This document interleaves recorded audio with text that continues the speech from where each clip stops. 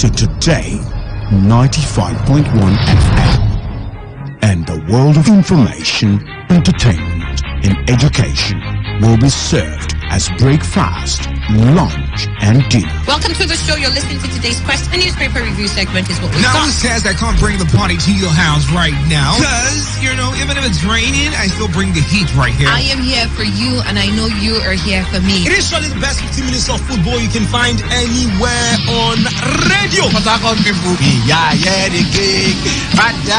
Back here in the Garden City of Port Harcourt. Today, 95.1 FM. Nothing but the best. Nothing but the best.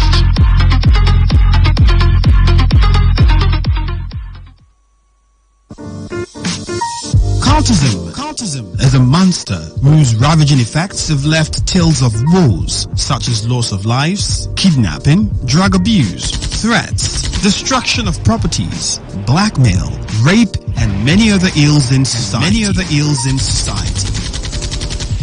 In our society today, poor parental training, peer pressure, poverty, quest for power and social identity are the leading factors that contributes to youths indulging in this act. Again, peace can be restored to our society only if we attach value to human lives. And this would bring about rapid development to our community. Say no to cultism. This message is brought to you by Today 95.1 FM, Voice of the People.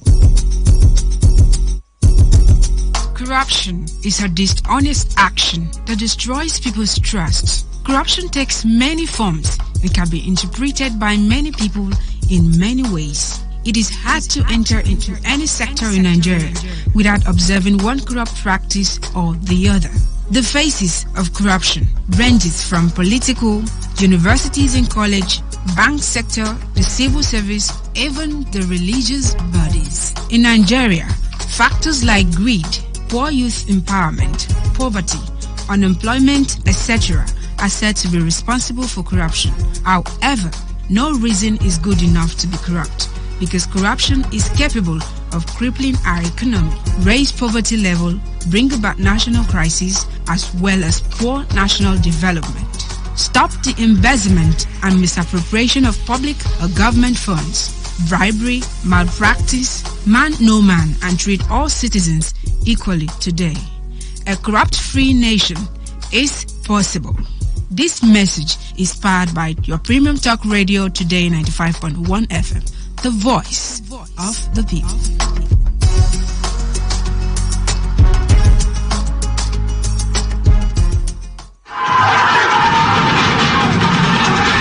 Thomas Edison, who lived from 1847 to 1931, was quoted as saying in 1890 that non-violence leads to the highest ethics, which is the goal of all evolution. Until we stop harming all other living beings, we are still savages. Encourage peace in the city and report violence. Thou shalt not kill. Thou shalt not harm. Thou shalt not be violent. This message is brought to you by the voice of the people. Today, 95.1 FM Port Harcourt.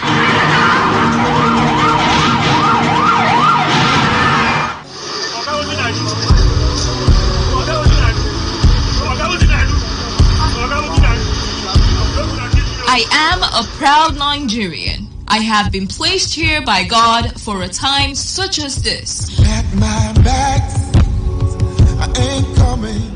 The degradation, challenges, and problems faced by Nigeria are the perfect backdrop for me to develop and utilize my God-given potential. I will not complain. I will not criticize. Rather, I will use my skills, gifts, relationships, and experience to find long-lasting and revolutionary solutions to the many challenges confronting Nigeria.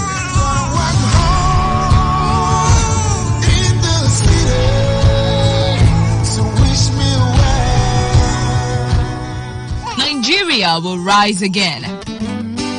Because I am here, I will leave this nation a better place than I met it. I will work to make Nigeria a praise on the earth.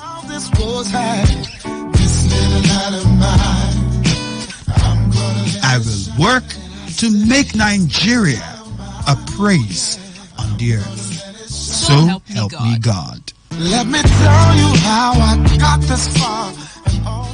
This message is brought to you by Today 95.1 FM, Voice of the People.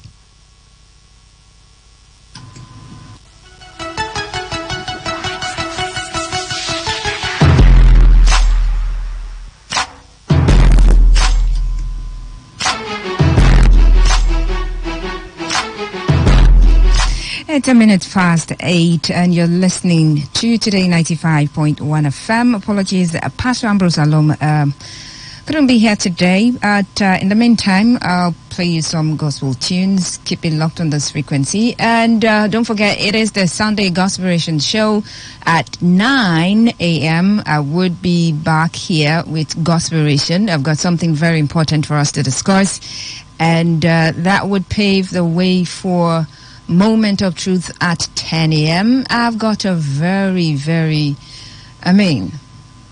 touching story to share. And as usual, you be the judge of the, story, okay?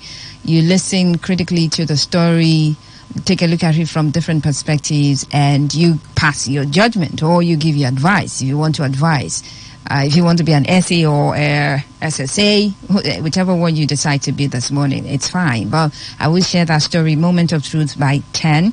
And at 11, it will be time for newspaper review. That would run till the top of the hour, midday, 12 noon. The world news will come up, and that would be a wrap on the Sunday Gospelation Show this morning. My name is Faustina. Keep it locked down on this frequency. As I said earlier, Pastor Ambrose Alom couldn't be here today, but keep it locked down on this frequency as we've got interesting programs lined up for you.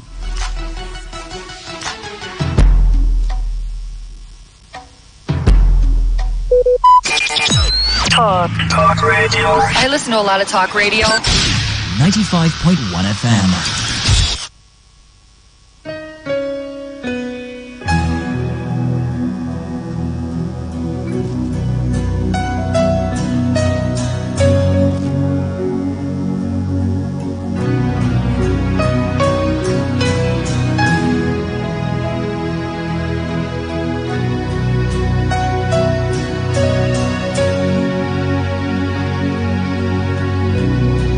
Your love is kind. Your love is patient. You fill my heart with so much peace and joy. You're amazing. You make my life feel brand new. You're amazing. You make my life feel brand new. Jesus, you love me too much, oh. Too much, oh, too much, oh, excess love, oh. Jesus, you love me too much, oh. Too much, oh, too much, oh, excess love, oh. Jesus, you love me too much, oh. Too much, oh, too much, oh, excess love, oh. Jesus, you love me too much, oh. Too much, oh, too much, oh, excess love, oh. Your love is kind. Your love is patient.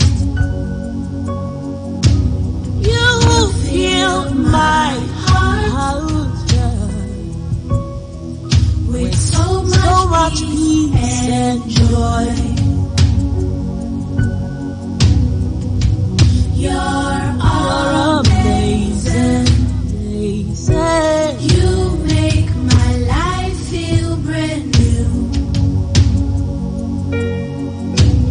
All your promises are yeah, and amen. You're not a man, you never lie. Jesus, you love me too much, oh. Too much, oh, too much, oh, excess love, oh. Jesus, you love me too much, oh. Too much, oh, too much, oh, excess love, oh. Jesus, you love me too much, oh. Too much, oh, too much, oh, excess love, oh. Jesus, you love me too much, oh. Too much, oh, too much, oh, excess love.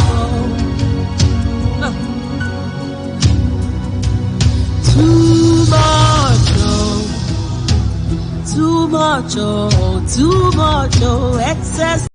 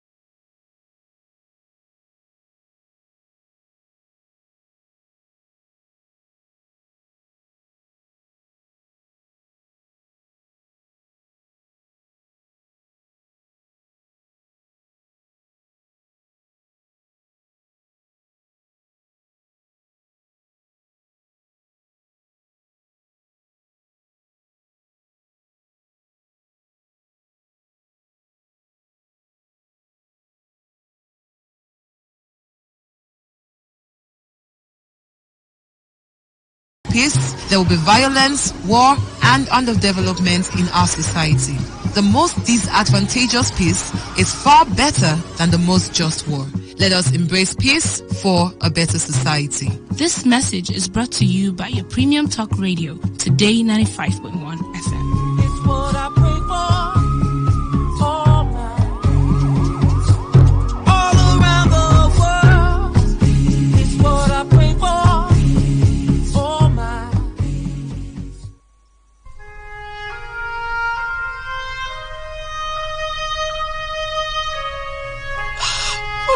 Lord, why should you leave me at this point in time? Oh my God. In my life now. How could it do a thing like that to me? What on earth did I do to this? Suicide is a practice that is fast gaining dominance in Nigeria. Suicide is the intentional act of taking one's life. Within the first quarter of 2017 alone, many Nigerians have subscribed to suicide as a means to escaping depression, severe anxiety, acute stress, terminal diseases, lack of money or hope for survival, mental disorder, or even a heartbreak. The World Health Organization revealed that no fewer than 1 million people die annually from suicide, which represents a global mortality rate of 16 people per 100,000, or 1 death in every 40 seconds. It is also a fact that approximately 10 to 20 million people attempt suicide every year. But is anything worth dying for? Oh my God. Suicide is a major public health concern, but it is preventable. Talk to someone when you feel depressed. You can also prevent others from a suicide attempt by contacting the Nigerian Suicide Prevention Initiative on 080-621-06493 or 080-921-06493. Choose to live today because life is beautiful. This message is powered by your premium talk radio, Today 95.1 FM, the voice of the people. The voice of the people.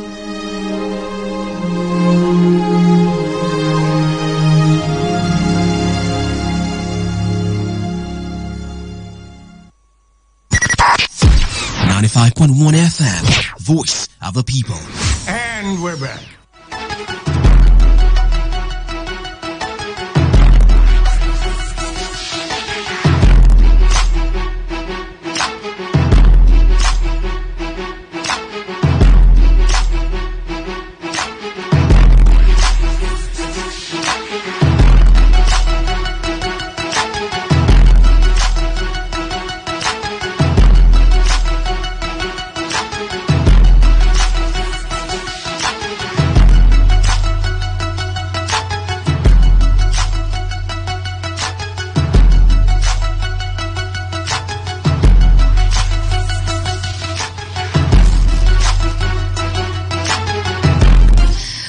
Minutes past 9 a.m. Welcome to Gospiration, Today 95.1 FM on the Sunday Gospiration show right here on this frequency. We are the voice of the people.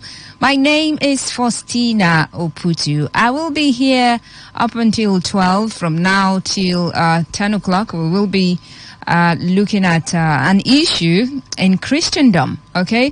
This segment of the Sunday Gospiration show is tagged or titled or called Gospiration. So welcome to Gospiration right here on Today 95.1 FM. And from 10 to 11, I will take you on, storytelling. All right. Moment of Truth is that segment. And that would pave the way for newspaper review this morning till 12 noon. The news will come up and that would wrap up the show for this morning. Welcome once again. Okay, so I know some of you are back from church. What did you learn in church today? Oh, you know how you ask some people how at church today and they will tell you, oh, it was amazing. It was awesome. Even the people that went to church to sleep, they were like, oh God, it was amazing. The pastor was on point. It was awesome. What was the message? Please, when you are in church, pay attention. You're there for the word, right? You went, to hear the word and, of course, to fellowship with your brethren. So pay more attention when you are in church. Welcome back if you're back from church. If you're on your way to church, oh well. Pay more attention when you get to church, okay? All right. And if today is one of the days that you feel like, okay, I'd rather not go anywhere. I'd rather not go join the brethren physically. I will join them online. It's fine. It's okay to do that sometimes, okay? But don't do that all the times. You need to see the brethren physically, okay? At least you go there, you're smiling, jumping and dancing is something. And you share ideas after church is something.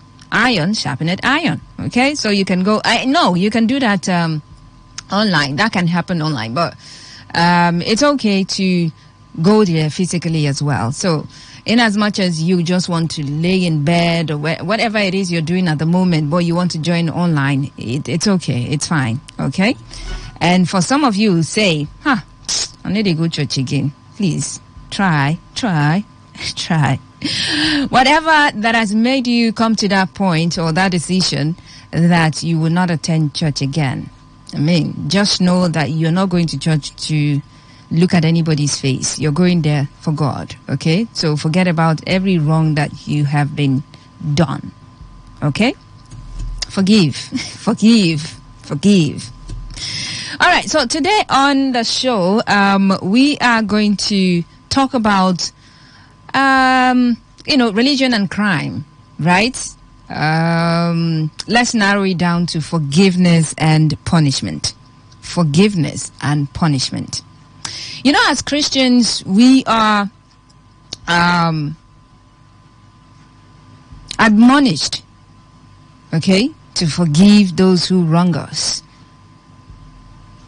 But you just know that certain wrongs that are done to us are punishable crimes within the law.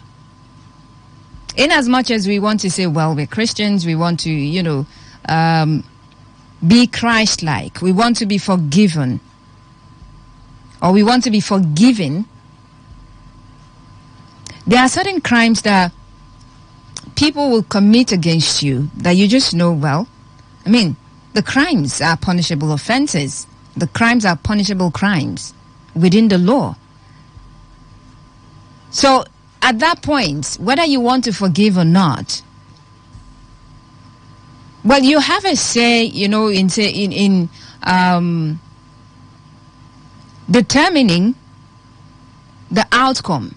Whatever wrong that is done to you, you have the response. You have two responses. Either you want to overlook, forgive, and forget, maybe not forget, but forgive. Or you want justice to be served. Right? And in seeking for the justice, that's when the punishment comes into play. So the punishment will come in different ways,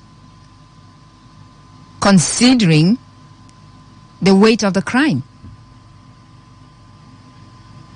So if you want to be forgiven and stop feeling angry or resentful towards someone for an offense or for the crime, well, it's up to you as well.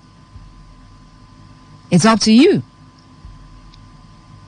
But then again, now let's stick, to forgiveness for a moment. Now you want to forgive a wrong that has been done to you, right? You want to say, well, I know you did this wrong, but I really do not want to press on any charges. So you are at liberty to do that. But in doing so, two things can happen to the perpetrator or to the person who has wronged you. Now, if you're forgiving the person who has wronged you, one, it may mean, or it would mean, or let's say it may mean, for the other person, for the perpetrator, for the offender, is either the offender is going to take a look at you critically and be like, wow, after all I did to this person, the person forgives me, or the person has decided to forgive me, I think I'll have a change of heart. Yes, that would happen as a result of your forgiveness. The other thing that can happen to the offender is that, oh, okay, I did this and I've been forgiven. Well, I can continue. Maybe the next person will forgive me as well. So, the offender would go on to wrong another person just because you forgave the person. And note, not in all cases, okay? Not in all cases. But that's what forgiveness does to the offender. Not to you. This is not on you, the victim. No. It's not on you, the victim. Now, on your part, you're going to just forgive and be like, okay, I feel free, I feel good, but this is what I want to do. Maybe on moral ground. Maybe you just don't like trouble. You don't like to drag issues. Or based on religious ground that, oh, well, I've been told to forgive as many times as I can. So this is what I want to do. So you're going to be feeling good about it. You're going to be feeling free and good about it. But I've just said, that act of forgiveness can do two things in the life of the offender. Either to have a change of heart, to turn a new leaf, or continue because, I just escaped it. I was supposed to be punished for this, but I wasn't punished for this.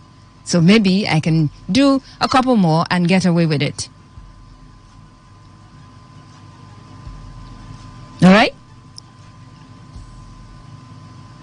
So, forgiveness and punishment. Let's say there are two sides to one coin, to a coin. One side, forgiveness. The other side, punishment. All right? And as I said, on the part of forgiveness, two things will happen in the life of the offender. Now, if you're going to, seek for justice and ask for punishment for the offender, it will still leave options or choices to the offender to get punished, serve the punishment and become better, or serve the punishment and continue in that path. Have you heard of people, who go to prison, and when they come out, they'll be like, it's not a new thing now. After all, it's prison that I will go to. So yeah, they were punished for an offense or for a crime. They went to prison. But they came back and continued with their path. While for some, while within the walls of the prison, they said, if I come out of this prison, if I get out of these walls, I would never take to crime again. So they will come out being better people.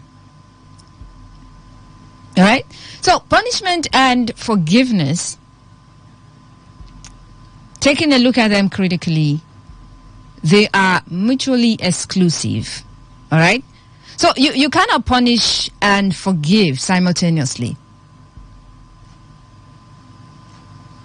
You cannot forgive and punish simultaneously. At the same time.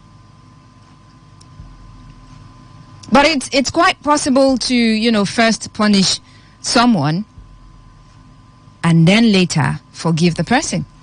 Yes, but you can't do both simultaneously. I'm punishing you and forgiving you at the moment. You've got to do one first. Even if it's just within a few minutes. One has to come first. The punishment has to come first. And then the forgiveness follows.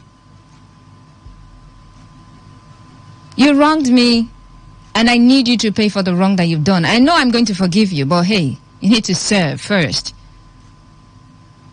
You need to be sanctioned first, and then I will forgive you.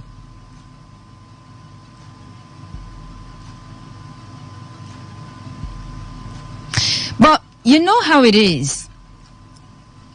It does seem to, seem difficult to argue that we can simultaneously punish and forgive the same person for the same action. That's exactly what I'm saying. So it's a coin with different sides. You punish, you flip, and then you forgive, if that's what you want to do. For some, outrightly, I'm never going to forgive you for this. I will never forgive you for this.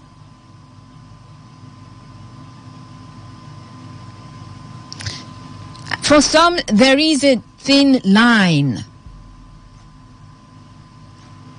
between forgiveness and punishment.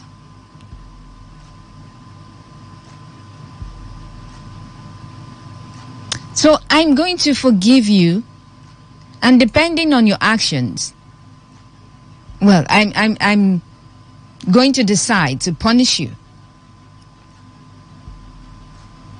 just by your action, by the action of the offender.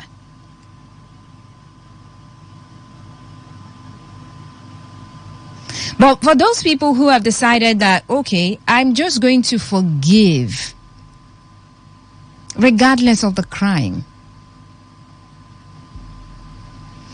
and you're not certain if this person would, as a result of your forgiveness, will change. You're not certain if this person is going to turn a new leaf. Let's say you were assaulted. Or let's say a friend of yours, a family member of yours was killed by this person. You saw it. And, okay, you just want to be forgiven. So you decide to just forgive.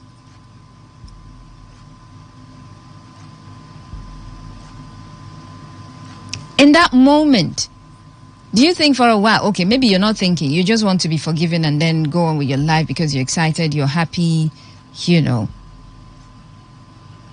But as I said earlier, that forgiveness, that act of yours, the offender would respond or react to it either by turning a new leaf or becoming harder or getting on with their lifestyle, the life of crime.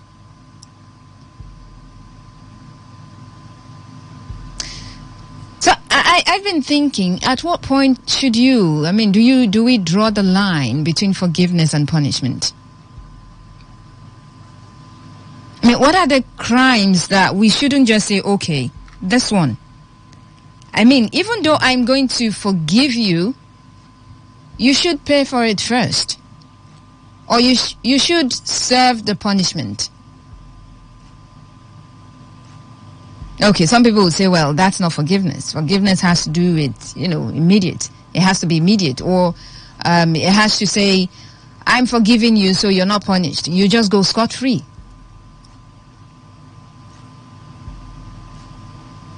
So at what point should we forgive? Or at what point should we, draw the line between forgiveness and punishment?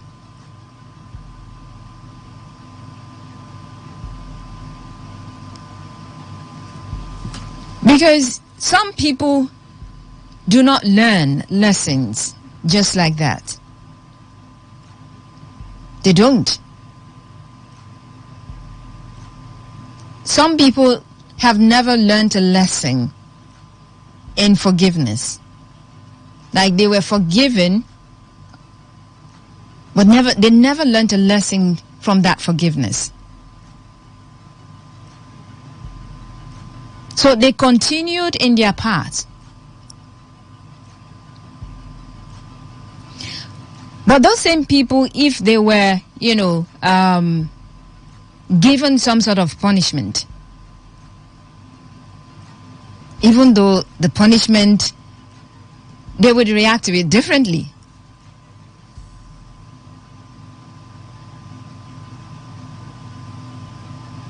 I was having a conversation with someone, I think it was last week. She was talking about, punishment. That it should be, it shouldn't be in the hands of certain people to say, I want to forgive this particular crime. Crime, yes, crime. Not just a minor wrong done. It shouldn't be in the hands of some people to say, I want to forgive this crime. That the perpetrator of the crime has to pay. Because it's within the law. What the person has done is a crime. The law stipulates that that thing the person has done is a crime. That it shouldn't be placed in the hand of the victim to forgive that particular crime. I mean, on your own, you would say, as the victim, you say, well, I don't want to have anything to do with it. But even if you come to that decision, certain crimes, those crimes, you will be the one to say, oh, well, this crime was committed against me. You've got to testify, right? Yeah. But that certain crimes should not be left in the hands of the victims to forgive. Because they are crimes against humanity. And I was saying, okay, if you take that away from the victim, if you take the power of forgiveness from the victim, it would mean the victim has no power to forgive at that point. Even when they want to, even when they are willing to forgive. But because it's a crime against society, it's a crime within the law, it's not in your place to forgive. So the punishment has to come. But deep down in your soul, you want to forgive. But because it's a crime and it's against the law must take its course.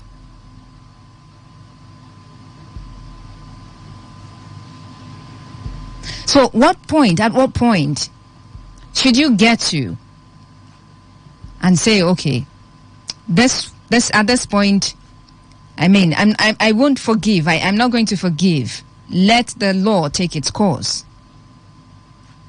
At this point, well, forgiveness is not what you need as a person. You should serve the punishment. All right? So at what point should you draw the line? And do you think that argument of saying in certain crimes, when certain crimes are committed, the power of forgiveness shouldn't be in the hand of the victim? The perpetrator should face the music because it's a crime against humanity. Or you think, well, let's just forgive everything. Let's just forgive. There shouldn't be any form of punishment. Let's just be forgiven. Oh, whatever it is you do, I forgive, we forgive. And there shouldn't be any form of punishment. Because, as you well know, punishment serves as a deterrent. So if we keep forgiving everybody, doing whatever it is they're doing, they go to a village, kill everybody, and we're like, oh yes, they have killed everybody, but let's forgive. So do you think that power to forgive in certain crimes should be taken away from the victim? And at what point should we draw the line, forgiveness and punishment? Join the conversation this morning, 0817-000951 and 0810-9510-951. You can send text messages to 0701-933-9962. Hello, Today 95.1 FM. Good morning. Hello, good morning. Morning, how are you doing? I'm very well, are you? Good. Okay, my name is Christian. Your name is? Christian. Oh, Christian, you're welcome. Yes, I want us to look at this issue from two perspectives as it relates to the topic we're discussing. And what are these perspectives? The spiritual perspective and the human perspective. Because if we talk about the spiritual perspective, there is a particular word that was said. Vengeance is mine, I will repay. Vengeance is mine, I will repay. Yeah. What does that mean? So, that whatever thing anybody does for you, just don't worry yourself, because if it's a crime against the laws of the Almighty against you, the laws of the Almighty will take care of the crime, but the person has to pay. Why is it said that vengeance is mine, I will repay? Because if you go ahead to see how you can undo the person, you are also sowing a seed that will later come on you. Okay. Then, if you look at our laws, we are trying to emulate this spiritual perspective law. That is why there are crimes somebody will commit against you. The state will take up the matter. Even if you say, I'm forgiving you, maybe somebody kills somebody's child and say, oh, the state will come and have the person. Even if you say, I'm forgiving you. But it's the law. In line with it is that at this point, it is the state now that will take up the matter. Right. Because in as much as we agree that, yes, he said at what point? At every point, you have to forgive. Because if you don't forgive, okay, if somebody kills somebody's child, you want to retaliate. At the end of the day, both of you will go in. Two of us. That's true. So that's why the laws of the Almighty say, vengeance is mine, I will repay. Because if you want to do it by yourself, you're also committing a crime. No, doing it by yourself. Not really doing it by yourself. But you're not going to... If you want to take vengeance, you want to take vengeance by yourself. Not really vengeance, but you're going to seek for justice. It means you're not forgiving the person, but you're going to let, the law take its course. The law will take its course now because it's a crime against the state. But there are things somebody will do to me that is not a crime against the state. I can say, okay, let me just forgive you. It goes. Yes. Thank you. All right. Thank you, Christian. Thank you. Today, 95.1 FM. Good morning. Hello, Persona. Good morning. Morning. Welcome to Gospiration.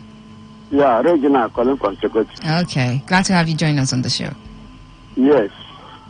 Issue of forgiveness and punishment. And the punishment. In as much as I welcome forgiveness, to forgive somebody who has sinned, who has repented from his sin. But that will not also rule out punishment for certain crimes that are against humanity. Right. Crime like somebody killing his fellow human being. Murder. Or rape cases of rape. We know that it is against humanity and it is a state crime. Anybody who has committed this crime must surely face his or her own punishment. And that is why you see some people go scot-free when you hear a case of rape because of how to prosecute it, and then again because of the threat that the victim may be going through, and at the end of the day the victim could not be able to prosecute such matter. So let us leave issue of punishment to certain crime like this to the hand of the government, who will sincerely, if they are willing to sincerely do the punishment, while the victim think of whether to forgive or not to forgive. Okay. All right, thank you very much.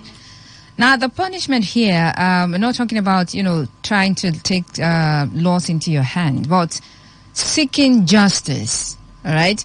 I mean, we've had some cases where crimes will be committed against certain people, and maybe because they're being threatened or even not, They feel like, okay, I think I need to let this go. I don't want any trouble. We don't want trouble. Let's settle out of court. Let's, just forgive and forget now.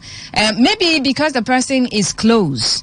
Or let's just forgive. Let's just forget about it. Let's just act like it didn't happen. Hello, good morning. Yeah, good morning, Faustina. Yeah, you're welcome. Yes, my name is Ugo. I'm calling you from Port Harcourt. Glad to have you join us. Thank you. Faustina, yeah. Who do we regard as a witch or a wizard? I think somebody that does evil, somebody that perpetrates evil in the society. And a society is what, the look of a society, the texture of a society is the way we build it. If I go by what is happening today, because we have laughed over serious issues, we played politics over serious issues like murder, killings. So I need not to even tell anybody what is happening today in our society. We are all seeing it. Then we will still see more of this happening because there is no serious punishment meted onto these people. Okay. And that is why we continue to see it day by day. Before, a few years ago, it wasn't like this. But the fact that the perpetrators have been left, unpunished. They've been forgiven. Yes. In fact, they've been forgiven. So they now extend it to a higher level. We now begin to see what we never, even our fathers or forefathers who died, 10, 15 years ago, if they could wake up today, I am telling you, and how did it come like this? How did it become? They will all be shocked and surprised because of what we have played politics. We have left, serious what we ought to have done in order to curtail what we are seeing today. We just laughed over it, thinking it will not come to the level it is today. And today, I and you are seeing it. Every one of us is seeing it. Nobody is safe. Nobody is happy. Nobody is free from what is happening today. So, I am saying that there should be forgiveness, yes. But issues that demand serious punishment, my dear, let us not joke over it. Let us not play over it. So, an individual has no power to met out punishment to offenders, to perpetrators of evil. But let the government, let the state, people that are in authority, that have the power, the authority to issue out punishment, let them be serious. If we continue to play over this, like what happened in the last elections, now, if people are not punished, my dear, in the next election, general election, are you telling me now that evil will not even be flying everywhere? Thank you. All right, thank you very much. I really do appreciate it. Now, before I take more calls, I need to read this piece out to you. A research in the criminal justice system suggests people prefer to punish so that offenders get their just deserts. Punishing often leaves us with the sense that justice has been done, okay? But the punishment must fit the crime. Offenders should be seen to suffer the same degree as the person they hurt, okay? If this happens, the victim's suffering is theoretically, at least, cancelled out. Okay, so that's another angle, really. But like the last caller said, if we begin to turn a blind eye to all of the crimes, most of the crimes committed, or we just want to forgive, or we just don't want to, prosecute, will we not be having more people getting into these crimes? Now, there are certain crimes that you can say, okay, this one is not really nothing. Let me just forgive. Let's just forgive. And don't forget, whatever action or whatever reaction that you decide, whatever line of action that you decide to take, either to forgive or punish, it will do two things in the life of the victim. either to change for better or to continue in that line. Right? But if people continue to say, this thing, I don't have the strength, I don't have the resources to prosecute this, so let's just forget about it. Oh, I'm just going to forgive you. I would forgive, but I will never forget. But no punishment is meted out. Would we not still have people, who would go about committing these sorts of crimes? Two ways also. Two ways. And I'm asking if, there are certain crimes that, people commit against you. The power to prosecute would not rest within you, even though you're going to be called to witness to say, well, this crime was committed against me. And at that point, if you try to obstruct justice, you're going to get implicated. So whether morally we want to say, well, I just want to forgive, or we're just going by religion, because vengeance is of the Lord. So whatever crime that is committed towards you or against you, you're just going to look the other way and let the person continue in certain crimes. Punishment or forgiveness. There are two sides to this coin that we're talking about. So whichever, side of the coin that you want to, go with. I think it still has things. The victim, or the perpetrator rather, the offender, would react to whatever it is that is being served on him. But based on, I think the first caller, I'm beginning to think, is it because we are, forgiven of certain crimes that there is an increase?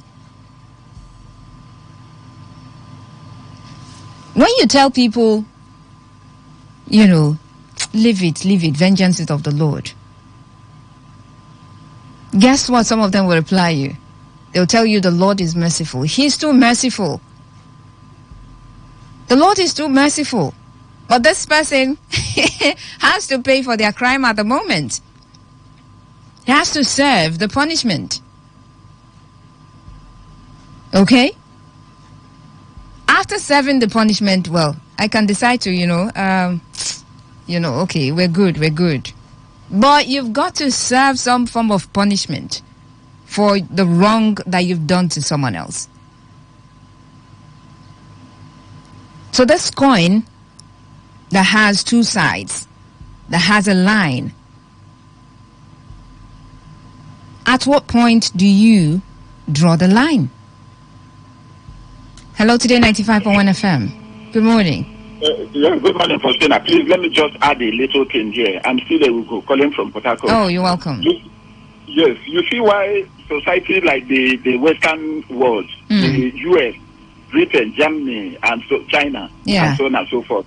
You see why they are flying higher, going higher every day, developing. They do not bring in religion into governance, into politics. They dare not do it. Whatever you are, whatever God you serve, that is between you and that God. You have your own way. Everybody has his or her own way of, serving God. They don't bring it in. When you commit an offense that the state will come upon you, they don't fail. They do it. And whatever you do, even in the church, and this state has to come in the church to proffer punishment for what you have done in the church, they will not fail to come. You did this in the church, you get it, where you worship your God. But where forgiveness is abound. Where forgiveness abound. Now, if what we have done in the church now warrants the state to still come in and, launch their own punishment on you again. They will not fail to do that. They will come. Then talk more of when you do something or you did something, generally that the state will now they dare not fail to do it so that it will serve a deterrent. People will not come because there are people who are watching. Okay, he did it and went scot-free. You will see them. Let me tell you briefly. Okay. There was a time I went to my village for a burial. My dear, if you see little kids that were recruited into kidnapping and so on and so forth, little kids were, positioned here and there to monitor the movement of people. You imagine that kind of a thing. Little kids that you will never suspect, like 8 years, 10 years. Their own duty is, look at this brother, just be watching him. If he's driving out, if he's walking out, any direction, please, just call us. We are at the junction, call us, be giving information. Did we see this kind of a thing, say 10, 15 years, 20 years ago? Did we see it?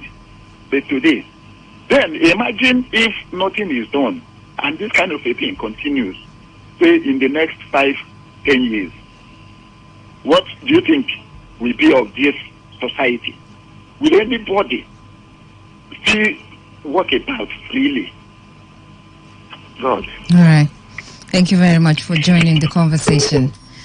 This is Today 95.1 FM, Voice of the People. You're listening to Gospelration, and we're looking at forgiveness and punishment. At what point should you draw a line? At what point should you say, well, this particular crime, I know that my religion says I should forgive, but at that point, you need to go in for it. You need to be punished. And I'm not just doing this for myself.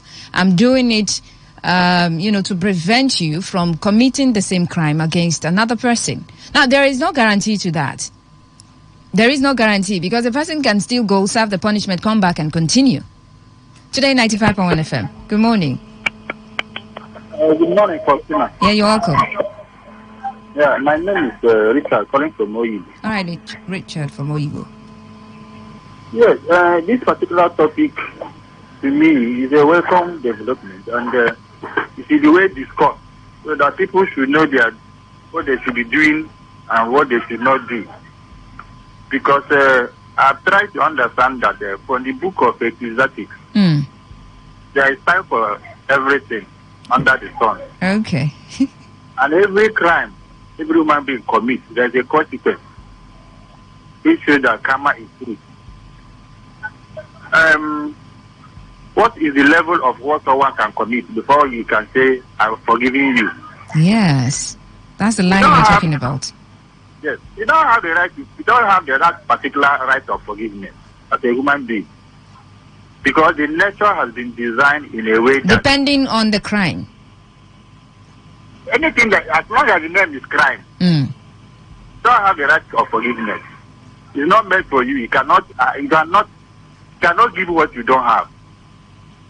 It's either you are paid by law, or punished by law, or by nature. Okay. The law is made for human beings because when they say that if someone steals, they will put him in prison for a certain number of years, or maybe you should serve a particular jail term. If they are not doing it for one person, it's to prohibit people from committing such a crime. Then if by eventuality anyone commits it, then he should serve the purpose. That's why a judge who has climbed through a judicial process to be a judge have not committed any crime by sentencing someone who have committed an offense. You get the point? So most times when the lawyers will say, judge, tamper justice with mercy, they are trying to say that maybe you should give him a lesser sentence, but not that you should not be punished at all. Understand? So to me, every offense someone commits, there's a consequence for it. There is a consequence. If you slap me now, then you ask me to forgive you. It is not on my jurisdiction to do so. It's either I slap you back so that you know that slap pain, or sometime by mistake. I'm telling you. No, but in some cases, I mean, let's even bring in revenge. Certain things that certain wrongs that are done to you, and you retaliating, meaning you're avenging, and it would mean someone takes an eye from you, and you're taking an eye back. That would even, in some cases, lead to jungle justice. That may have a different interpretation, understand, to me. Because jungle justice is, taking action for someone whom has not been proven guilty. Yes, that to me, that is jungle justice. But in some certain cases, it will not serve the purpose because the law is no longer serving the purpose. So people try to now, exercise that particular function by themselves, which is still against the law, because that person has to know that I have committed this offense and it has been proven beyond every reasonable doubt. At the cop, it has been proven beyond every reasonable doubt. Understand? Right. By law, by state laws of the land. Okay. So there's nothing you can't do it. You don't commit offense by mistake. That's why they say most times they say the law is not how do they say it? Ignorance is not an excuse. Ignorance is not an excuse. Right. Understand? Meaning that if you do it knowingly or unknowingly, understand? You will serve the purpose. All right. The only thing that will happen, if it has been proven that what you did has been done unknowingly, that is when that issue of tampering justice will not come in. Okay. So because when people can also commit an offense and try to tell you that they do not know. Understand? All right. Somebody, you're just sitting down, somebody proposing that you are the one sitting, you now step on your toes and then tell you sorry. No, we have to match him back and also tell him sorry. That is how it starts. That's what I believe. Yes. Okay, match him back and tell him sorry. Well, I just hope that in doing that matching and telling sorry back, it wouldn't be extreme. Okay, but the point is, the punishment we are talking about is not the punishment that. Let's make this clear, okay? So people don't go about beating other people and doing all sorts because they want to punish other people, but seeking justice, all right, following due process and seeking justice. But I'm sure you've heard about people who would say, I mean, this wrong was done to me, but I don't have strength. Even though the power of forgiveness doesn't rest in them. Some people even go as far as, trying to obstruct the justice process. Oh, this person did this to me, but because I want to forgive, I would not report the issue.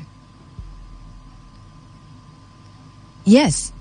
I mean, people heard it. People probably saw you, being assaulted. But for you, I just want to forgive, so I wouldn't report. I won't make a formal complaint. And you know how the system works here. They will wait for you. Come and make official statements. Come and write statements. Come and enter it. There are people like that. Hello, good morning. Welcome. Hello, good morning. Welcome. Pick on. I thought you don't want to pick this line. And I'm happy to join you once again. You're welcome. Yeah, for me, I've listened to a lot of people. I have different opinions. See, if person offend you, you forgive him. You decided to punish him, doesn't change anything. Punishing person doesn't change anything. After all, there are so many people in the prison that have gone to prison more than 4 or 5 occasions.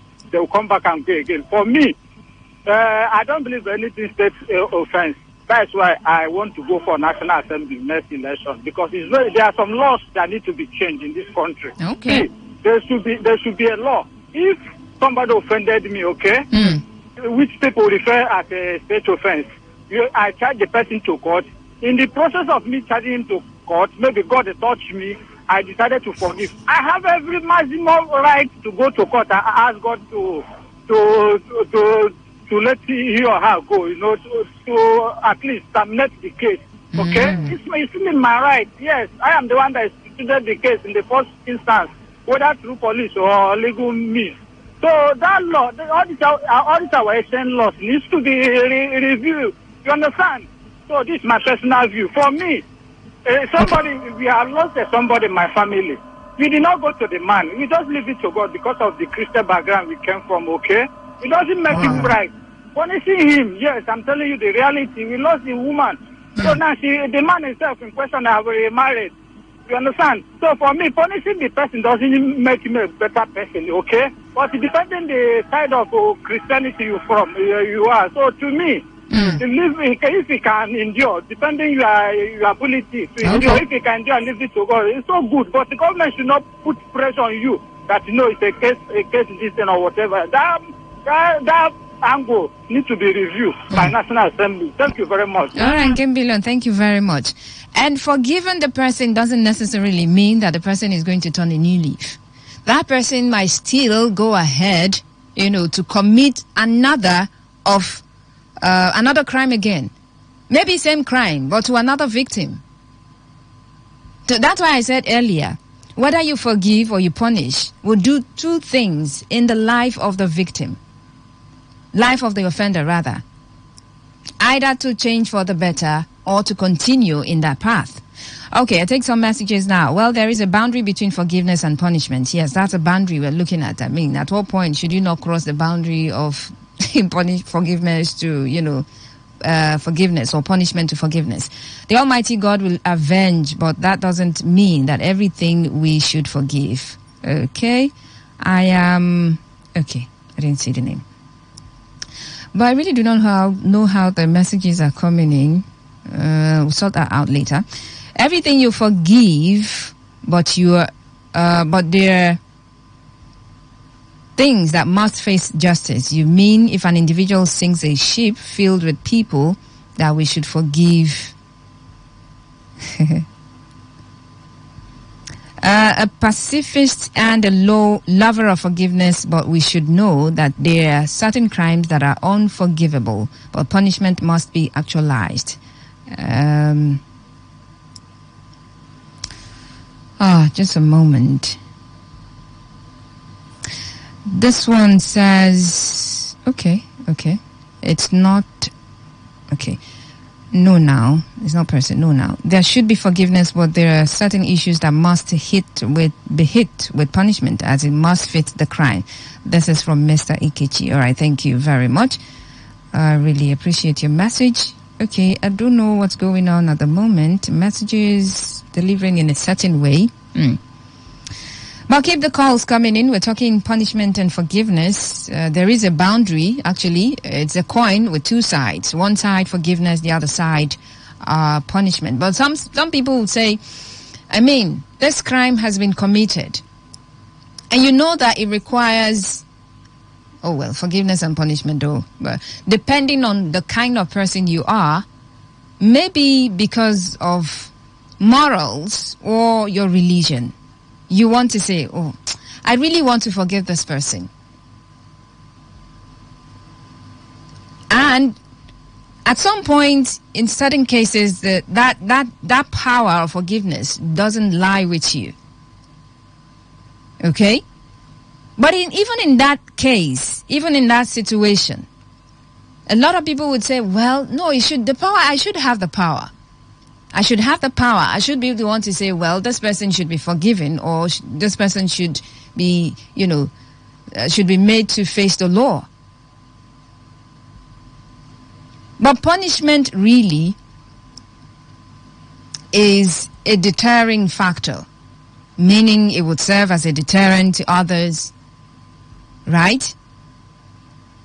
And it would have its impact or effect in the life of the offender, positive or negative. You punish the person, the person might just say, you have punished me for this, so you can go ahead and punish me for the rest. Okay, this is the punishment you're going to give me for the crime that I've committed. Well, I can serve it. I did serve it, and I'm back now, so I can go in for another. So they can continue in that part. Or say, I didn't quite enjoy the punishment at all. So I'm just going to change. I would be a better person. That punishment can do. That also forgiveness can do. But it said that, in the case of forgiveness, the people who benefit the most are the victims. Oh, forgive and you're going to feel free. You're going to be very free. You're going to be happy. Oh, forgive and you're going to have a right standing with the Lord. You're being obedient to the word of God. Vengeance is of the Lord. So yes. But at what point should you draw the line? Forgiveness, punishment. Or you want to do... I mean, you cannot do both simultaneously. You can't. I mean, can you see both sides of a coin at once? How do you do it? Okay, mirror. You put a mirror on there and you're looking at the top and then at the same time looking at the mirror. It's distracting. It is. It is distracting. 9:56 on the clock, meaning I've just 4 minutes to do this. Listening to Gospiration on Today 95.1 FM, 0817-0000-951 and 0810-9510951. Or you can send messages to 0701-933-9962. Hello, good morning. Yeah, Faustina and Kembillion, I call back. All right. My sister, there is another angle I want to come into this matter in 1 minute. Yeah, go on. We have state pardon. Somebody may have committed a crime against me. They jail he or her. After the new regime come in, they release the person in the name of state pardon. Okay, now that's why I tell you that National Assembly need to review some of our laws.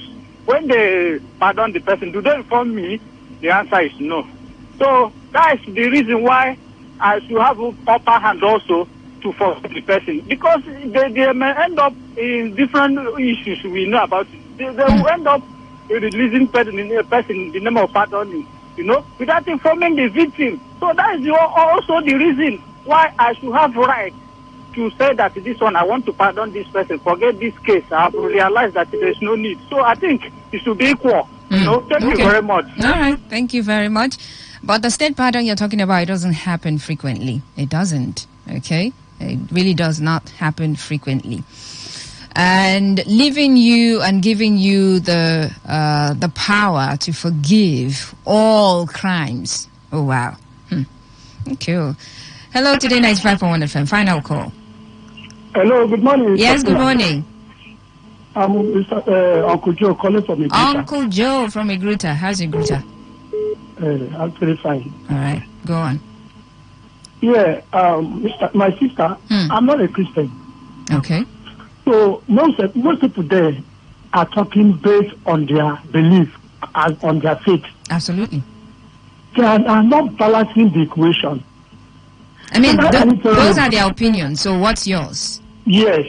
Actually, tell me that you said that the vengeance is of the Lord. So what's your opinion? What is your opinion? That is their opinion. They're talking based on their belief. So you go on and say what you want to say based on what you believe. In my own opinion, yes, I don't believe vengeance is of the Lord. I believe tooth for a tooth. Now, if you say that you take the case to court or something like that, it's a country that has or that obeys the rule of the law. As far as Nigeria is concerned, Nigeria does not obey the rule of law. So you believe in taking the law into your hands? Is that what you're saying? Is that what you're saying? Okay. I mean, you cannot be promoting that. You can't be promoting that. Regardless of whatever crime it is. You've got to follow the law, follow due process. And that's the reason if you commit jungle justice, you're going to go in for it. I mean, regardless of what the person did at that point, maybe the person killed someone and you are, coming to kill that person. You're going to serve for it. So if we say, oh, let's go an eye for an eye, we're going to be all blind. You know that. So there are laws and there are processes and procedures that we've got to follow in seeking justice. Okay? So we're not promoting all of that, you know, an eye for an eye. Nah. I mean, morally, whether you're a Christian or not, morally speaking, really, you wouldn't just want to go on the street and because someone stepped on your toe, you want to, probably the person tells you sorry, or because you just want to, you know, revenge or avenge, whatever it is, you go on and do whatever it is you want to do. Just imagine how a society like that will be. And that's not what we're promoting. Nah. You want peace, justice, fairness, and everything, that's good. That being said, thank you so much for being right there. Thank you for joining the conversation. We've been talking about forgiveness and punishment being both sides to a coin, you know, and of course there is a line between it, and we've been looking at, you know, what that line is, when to cross it, when not to cross it, you know. So thank you for the different perspectives that you brought to this conversation. I really do appreciate it. And please, let's seek peace with all men. Faustino Putu is right here, and I'm going to be here up until 12. I'm going to just take a break shortly. I will be back. Moment of truth. I've got a story, a long one, but hey, stay with me. Listen to the story keenly and be the judge of the story. Now, by judging, I know some of you say, oh, no, we like to judge people. I mean, we're just discussing. There are discussions. Okay? It doesn't mean that we want to pass a sentence on someone and all of that. It's just a conversation. Okay? So feel free to judge this particular case. If you want to be an advisor, feel free to do so. All right? So stick around. Moment of truth will come up in just a second. Not just a second. In just moments of minutes.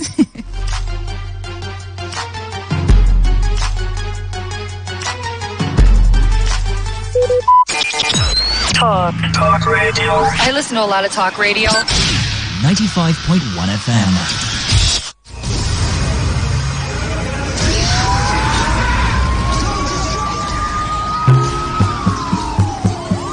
Peace is a situation where there is no war or violence in a society. Peace allows wealth to accumulate and the society to advance. Through peace, generations of wealth, education, technology can build up, thereby making people very prosperous and happy. Without peace, there will be violence, war, and underdevelopment in our society. The most disadvantageous peace is far better than the most just war. Let us embrace peace for a better society. This message is brought to you by your premium talk radio, Today 95.1 FM. It's what I pray for my all around the world. It's what I pray for my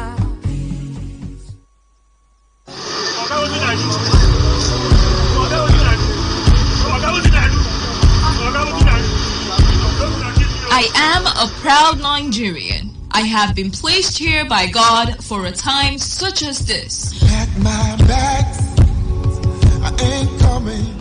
The degradation, challenges, and problems faced by Nigeria are the perfect backdrop for me to develop and utilize my God-given potential. I will not complain. I will not criticize. Rather, I will use my skills, gifts, relationships, and experience to find long-lasting and revolutionary solutions to the many challenges confronting Nigeria.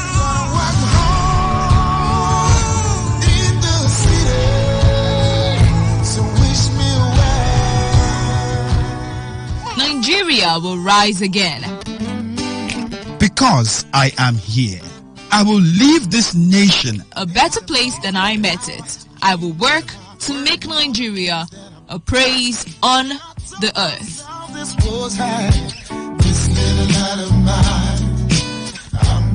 I will work to make Nigeria a praise on the earth. So help me God. Let me tell you how I got this far. This message is brought to you by Today 95.1 FM, Voice of the People. Fire incidents have become a regular occurrence, with thousands of lives and millions of properties lost every year in this country. Hardly a day passes without news of a fire outbreak in some part of the country, causing fear and panic among the people. Needless to say, we need to remind ourselves of the possibility of an outbreak at any time. This is what is likely to prevent us from being taken by surprise.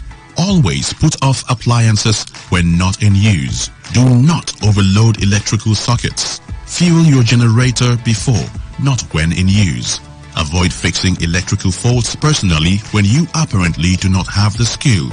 Keep the candle on a candle stand. It takes only a minute for a fire to get out of hand. In case of a fire outbreak, please call the fire service hotline 070-315-221-99. This message is brought to you by your premium talk radio station, Today 95.1 FM, Port Harcourt, Voice of the People.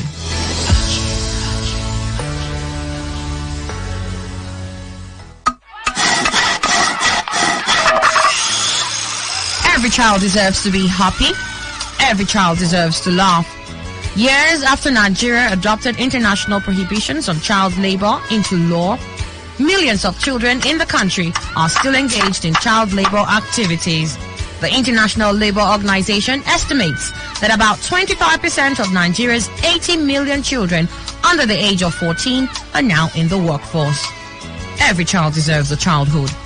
Let us all rise in every hood to give every child, regardless creed, belief, or tribe, a pleasant childhood filled with laughter. This message is brought to you by the Voice of the People, Today 95.1 FM.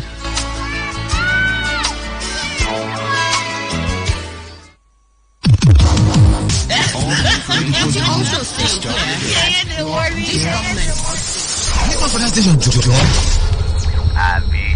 Don't you worry. We're passionate about it. We love talking. We are your number one talk radio station, 95.1 FM.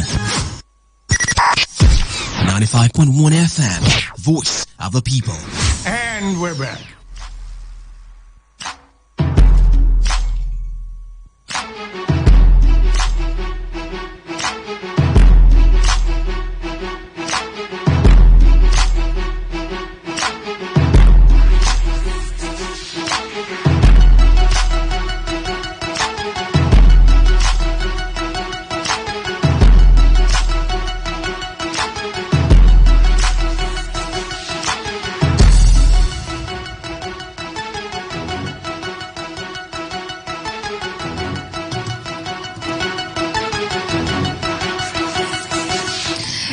Minutes past 10 a.m. Welcome back. This is still Today 95.1 FM Port Harcourt.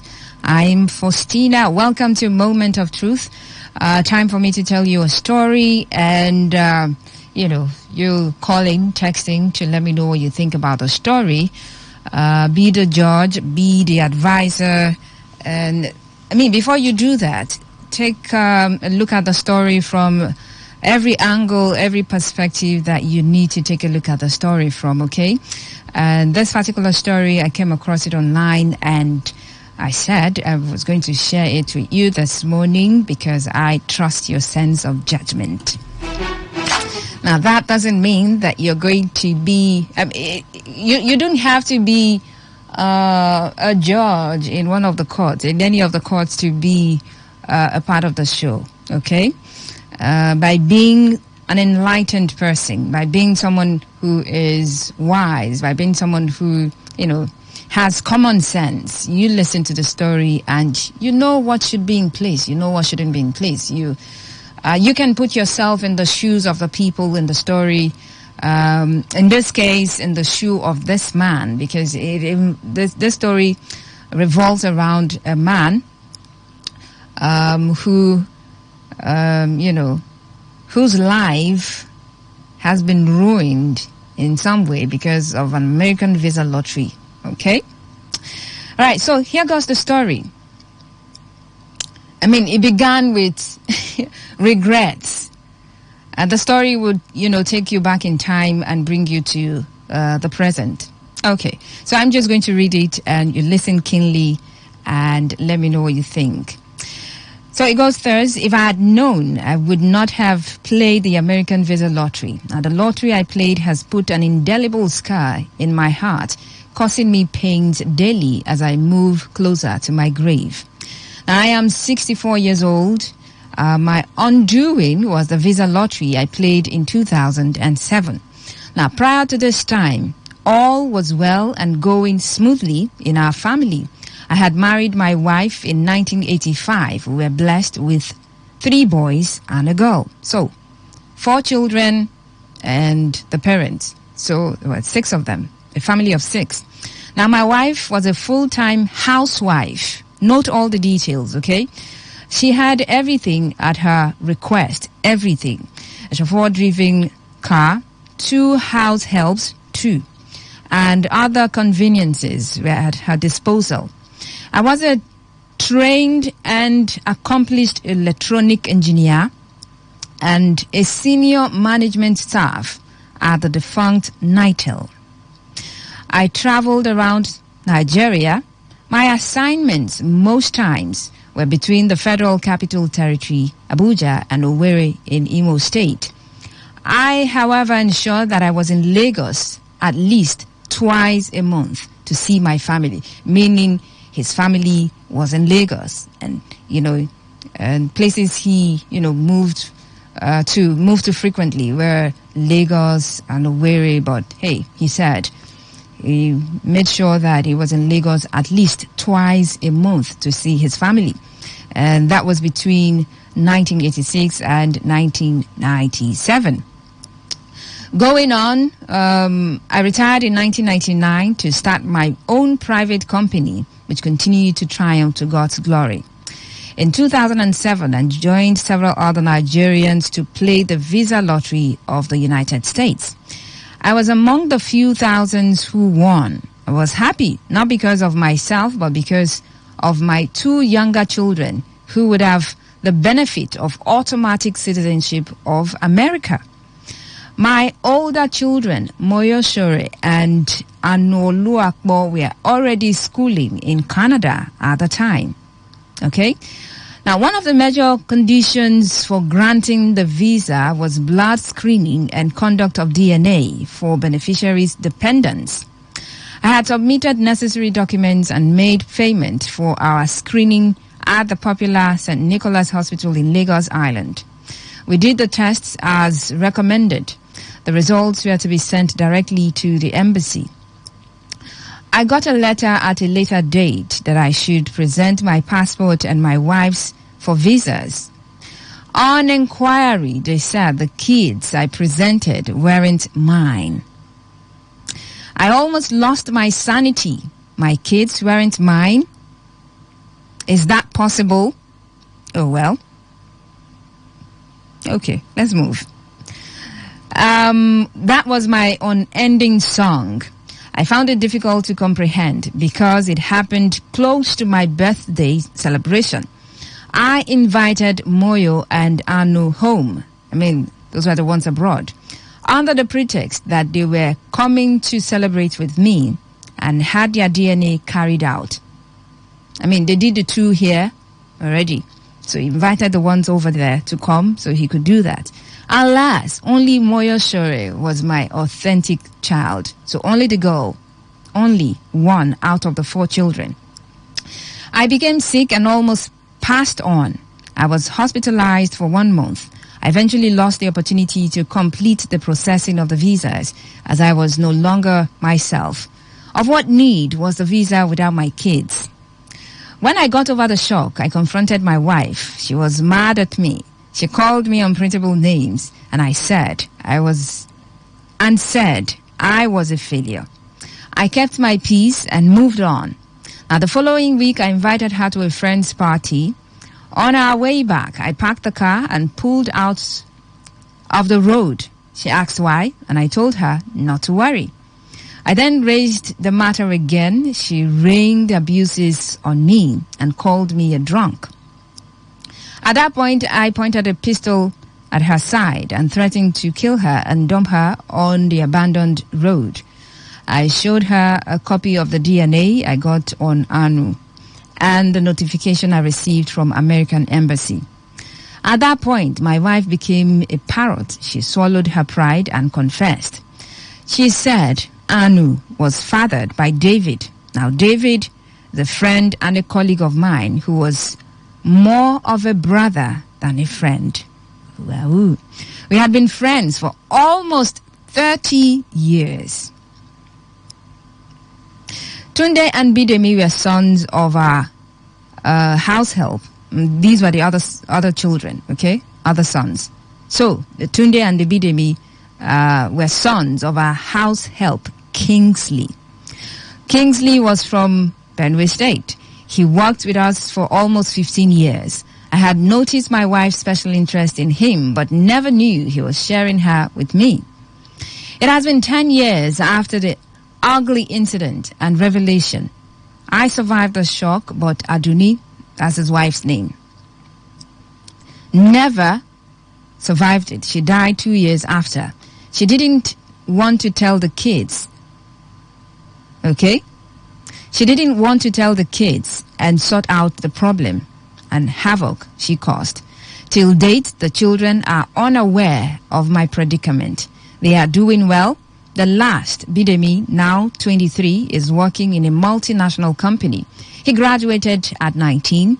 His two brothers and sister are also doing great overseas. Now I'm 64. I have written my will again and again. I have deleted the names of the boys from my will, my last will, even though I have not gathered enough courage to inform them that I am not their biological father. I have not told anyone either, and it's killing me day by day. And he's asking the question, should I inform them all or tell only my daughter? I mean, out of the 4, 3 boys, 1 girl. The girl is his. So he's asking, should I inform them all or tell only my daughter, who is my biological child? Or I should just die with the secret? Okay, so that's a long story, a very long one. But I hope you listened carefully and you got all the points, all the angles that you need to, explore, look at critically before you call me to talk about this issue. Now, I did tell you I was going to take you, way back in time and then bring you to the future because, this is not happening one time. It's an event that, started from way back, leading up to the moment. But bottom line is, they had 4 kids, 4. And because he won the lottery, American, and he needed the American visa. And one of the requirements was that he presented the DNA, in a way to ascertain if the people he was going to, his dependents, were really his, right? So that was it. That was the reason he carried out the DNA. And on carrying out the DNA, remember, of the 4 children, 2 were here, 2 were overseas. He did the ones here, and they were not his. He invited the ones overseas, to come because, it was close to his birthday celebration. He figured, they could come celebrate my birthday with me or his birthday with him, okay? That was the pretext he invited them over for, all right? But on doing or carrying out the DNA, he found out it was just a girl. 1 was his biological child. Now, the woman didn't leave, is not alive this moment. And she didn't tell the children the truth. All right? Now,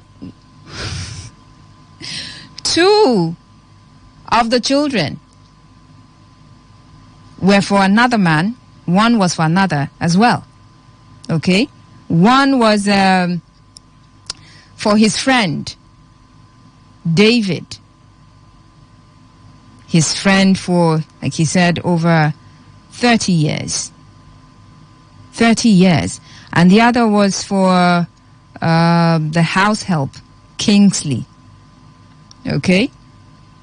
Kingsley was a house help for, like 15 years. And his friend David was a friend and his colleague, and they have been more than brothers, more than friends, rather.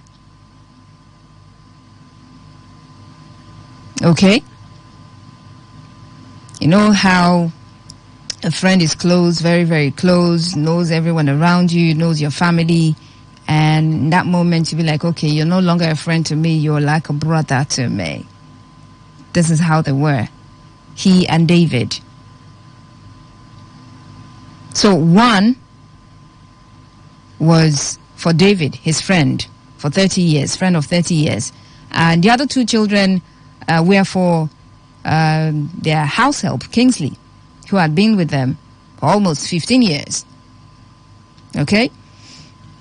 Now the question is, now he knows all of this. He's the only one who knows. Because the wife had passed. She didn't tell the children the secret. Now he's wondering if he should tell all the children, like gather them together and tell them, so they can go looking for their, real fathers. Or just tell his daughter, and you know what? Among all your siblings, you are my only biological child. I mean, I don't know what that would mean for that girl. Just imagine that all her life she had known the others to be her siblings, and if she's going to be the only one to find out, she would be carrying the burden alone as well. And there's a way maybe she's going to look at the other siblings, right? And apparently the man has small change. He has a will. He's been writing the will over and over again, and the last will he didn't include the names of the boys. He deleted them. So meaning what is in that will might just be for his daughter. And if she knows, she'll just take up that sense of entitlement. Oh, okay, so everything my father has belongs to me. Okay, so I'm the owner of the property. I'm the heir. Maybe it's going to strain that relationship between the siblings. Right? And if he tells all of them, I mean, they're going to definitely feel bad and maybe resent his biological child. Oh, so you're going to have everything that he has. But then again, would it be better, or would it, be okay for them to know their biological fathers?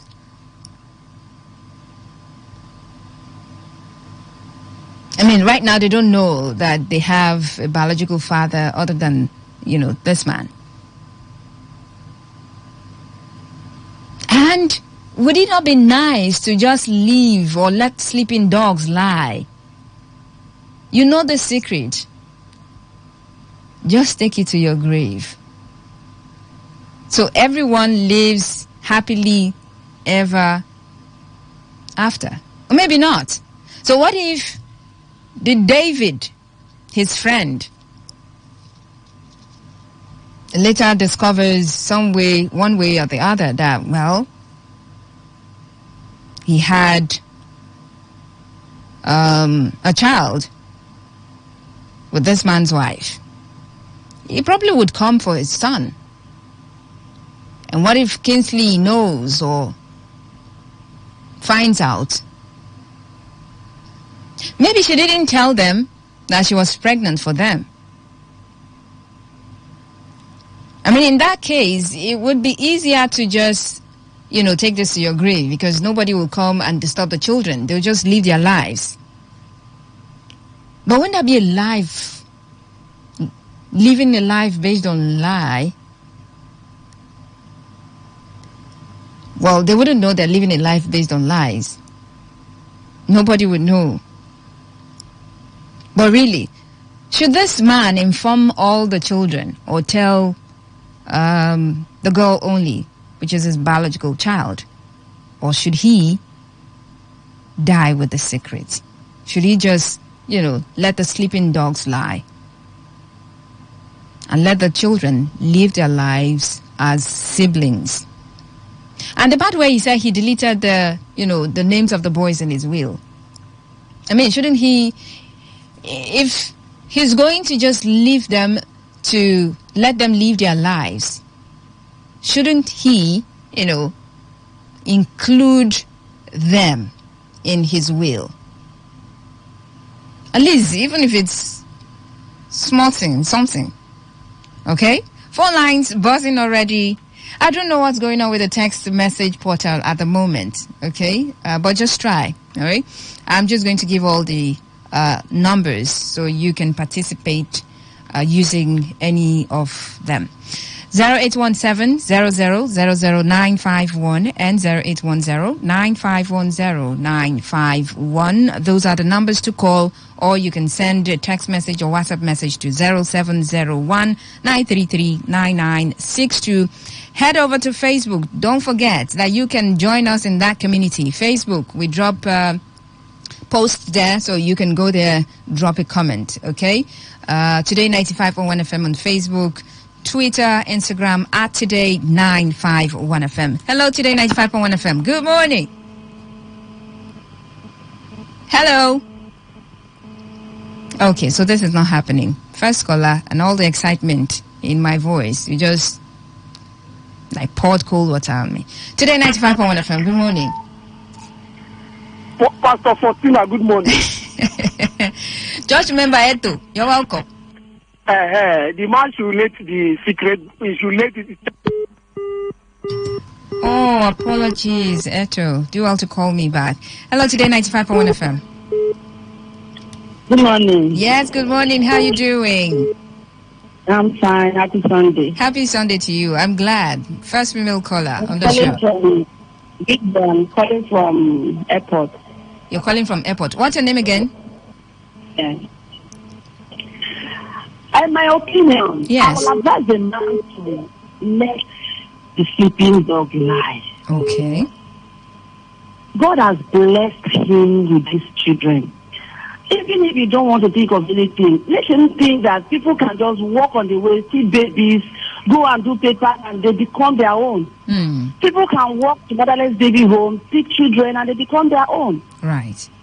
And the woman that was infidel has died. The woman we should have been blaming now has already died. So, and these children grew up to see him as father, and he grew up to see these children as children. When they born them, he celebrated them, sent them abroad, spent money, trained them very well, been living with them, kept these secrets. So why now?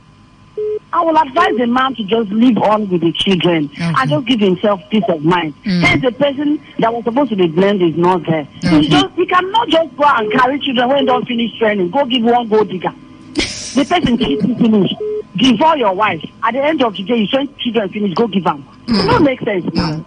And do you think he should, include the boys in his will? Because just take them as normal children and do the will properly, the way it's supposed to be with his children. Right. Based on age and however you want to. I want to give you this. I have already had a mind to give this person this. He shouldn't even alter it. Okay. He shouldn't even think twice himself because God has blessed him with these children.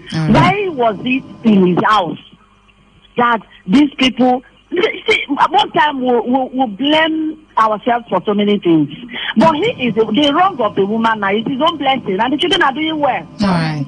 The play and the distrust of other people has become his own blessing, and these children are the ones that will look after him. At the end of the day, is he wishing to die now? He should just free himself and live longer and enjoy these children and just let go. Just don't even say it. Let it not even come from his mind. Just be happy with them and see them as his blood. Okay. Someone can even deliver in the hospital and baby need blood. They will go and collect blood from total stranger and give the baby. So let us just assume that these children were just adopted. Or whatever you want to assume, but let him not say it. Let him not change the will. He should just start living with them as normal as usual. Okay. So that he can live longer, make himself happy. Just make himself happy. Okay. Thank you very much. That will tear the children apart. The children will not even accept these other people. They don't know them. It will tear them apart. It will broken them. It might kill them. Thank you very much. Be happy with them. Okay. Thank you. That's my thinking. All right. Appreciate your take. Thank you. Today 95.1 FM. Good morning. May the peace of God continue to be with you now forever. And you too. Amen. Thank you, my dear. My sister, I learn a lot in Cambillion. I learn a lot in your topic. That's why I will keep on praying for you. You know, thank you. As a single man, you know, I learn a lot. I even record your this thing, you know. Oh wow! For me, yes, I always go through it later on. For thank me, you see the reason why we are looking for a virtuous woman. In as much as I agree with the lady that dropped, but we should not make it look like it's normal thing for a woman to do that, you know. It's totally wrong, unacceptable, it's very painful, and I think... No, I think she condemned it, but we're not talking about the woman, really. Okay, I think that's what led to her death. I think so. Because based on how the man did not complete the story, I believe that is what led to her death. Having said that, for me, the man should move on, okay? He will lose a lot, you understand? He recovered this in late. It's late. He has invested a lot. By moving on, what do you mean? Do you think he should tell the children or just leave it? Let him not tell them. That's what I mean. Let him allow the sleeping dog lies, like the girl said. So for me, there's no need. The deal has been done, and it's late.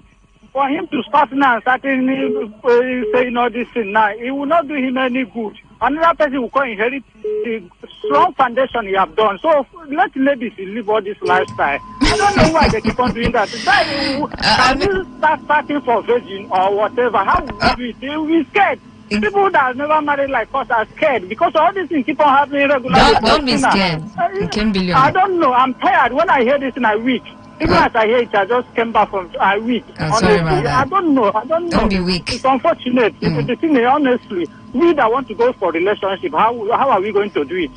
Just go. Go for it. Dear, I'm totally weak when I hear this kind of story. Thank you, sister. Thank you. Let me stop here. All right. Thank you very much. I mean, when you say ladies should stop, yeah, we condemn that. Okay?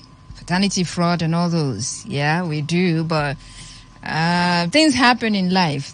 They really do. Okay? Men, women, they do things. We do things. Things happen. But then that shouldn't mean we should not do things that are right by people. We should try as much as we can to do things that are right by people and by God and by, whatever higher being that you hold there to.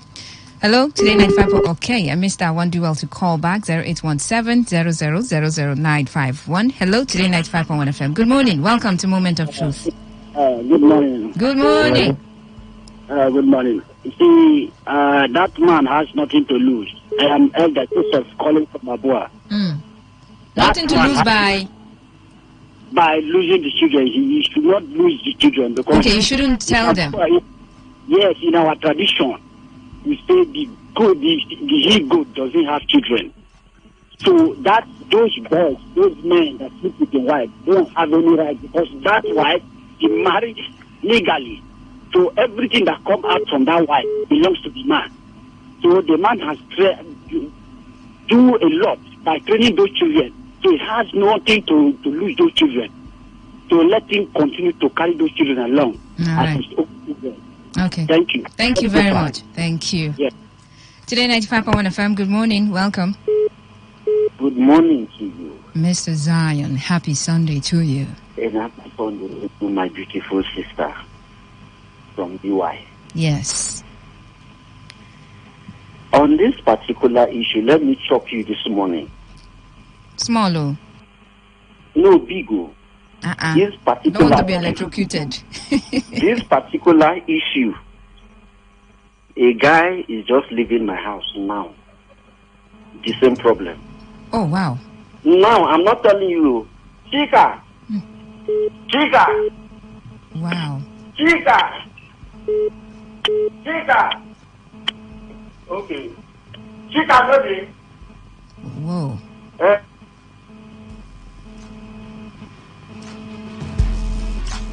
Okay, Mrs. Zion, are you there, or you want to call back? Okay, I think you should call back because others are waiting on the line. Today, 95.1 FM. Hello. Hello, good morning. Yeah, Regina calling from Chicoche. Oh, welcome back. Yes, let me start by, I think I want to say that I thank God for keeping that man alive. That's all the shock.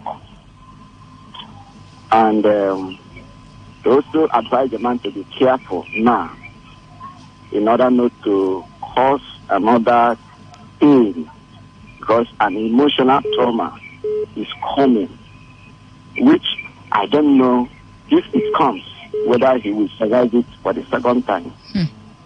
So having said that, I want to say here that for now, the man should not disclose, since he is the only person that knows about all these things. Yes. Did not disclose it to the daughter or the three of his children, because I still refer them as his children. Okay.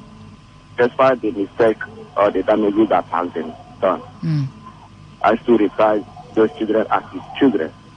And those children still see him as their biological father. Yeah. Yes. So, if otherwise is done now, it's going to cause a very big problem for him and those children. But if you decide otherwise, if you, as the man who is carrying this pain now, which I am begging him to find a way to let go this pain, if he still decide otherwise, let him call 4 of them and then disclose the whole issue. And then let these 3 children be the ones to say, we are still having, despite everything you have done for us, you are still our father. We are not going to let you out of our life. Wouldn't that cause some form of issues between the girl, that is his biological child, and the 3 boys? In this case now, this girl now have to be mature. This girl have to be matured. What if she's not? Because she don't have any other brother except these 3 of his brothers. She don't have any other brothers now. So she should be matured and also handling the matter. That is, if their father decides otherwise. That is why I said that in the first place, the man was lucky to have survived it. Okay. And then going to it the second round again, I don't know if he will survive it. That is why I am still advising him to let die with the secret, and then share his way accordingly. Even if he will be given a preferential treatment to the daughter, people will look at it as, this is my only daughter. That is my take. Thank you very much. Thank you very much. Appreciate your take. Okay. Call the numbers and let's have the conversation. Today, 95.1 FM. Good morning. Yeah, but she's sorry, Mr. Zion. Oh, for Stida. I'm sorry about that. He's on a 2 voice now. It's all right. I don't go blame on her. Now, Annie, I go blame. See what Annie they do. Now, Annie, I go blame. Finish, not another person. It's all right. Yeah, I understand. It's okay. Oh, what happened, Mrs. Zion? Okay, wow. I really want to hear that story, this particular true life story, because this one we're talking about, well, true life story, but like I said, I came across it online, and you know how I trust your sense of judgment. So I bring stories, you talk about it, look at it from different perspectives, advise and judge, yeah, we get to do that on the radio. So call the numbers and let me know what you think this man should do. He has 4 children. Okay, he participated in this American lottery visa. He won, and part of the requirement was that he did a DNA, you know, so they would ascertain if his family was really his, right? The children were really his. But it was discovered he did 2 of them in the country first. They were not his, and he invited 2 that were abroad. You know, came down, did another, and it was just one. That is his biological child, just a girl, 3 boys and a girl.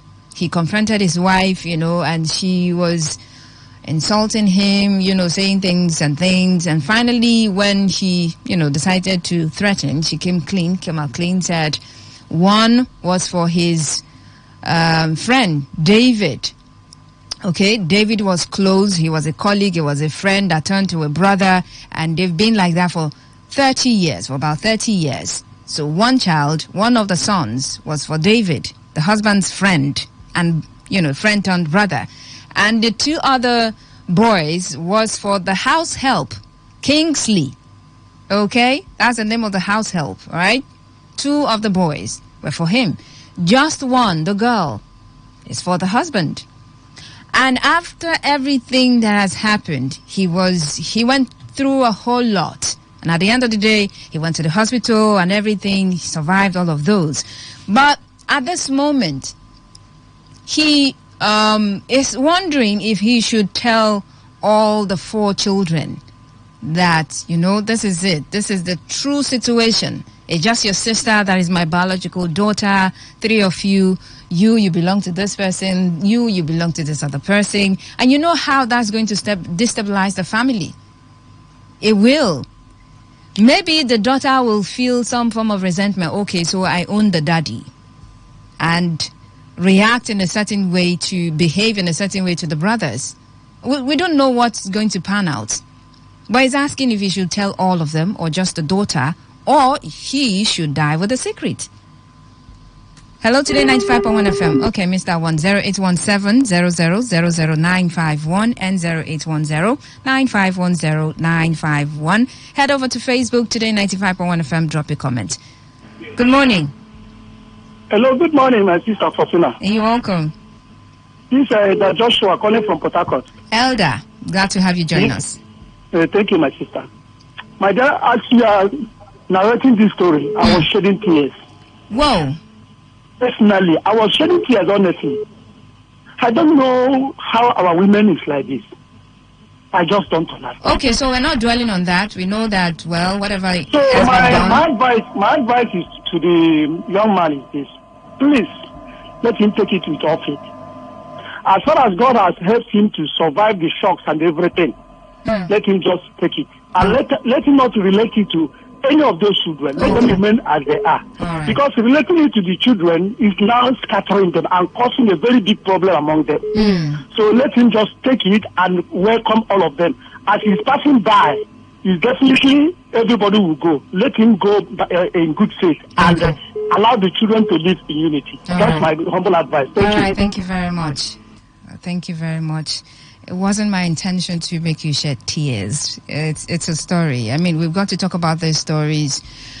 Stories are not just stories. We draw lessons from stories so everyone can learn. Today, 95.1 FM. Yeah, good morning. Good morning.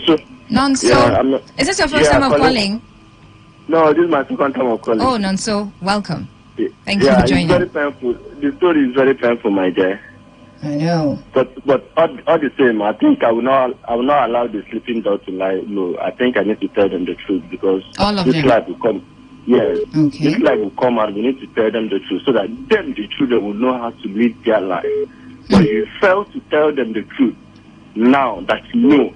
But the truth you know will set you free because in future it will disturb them.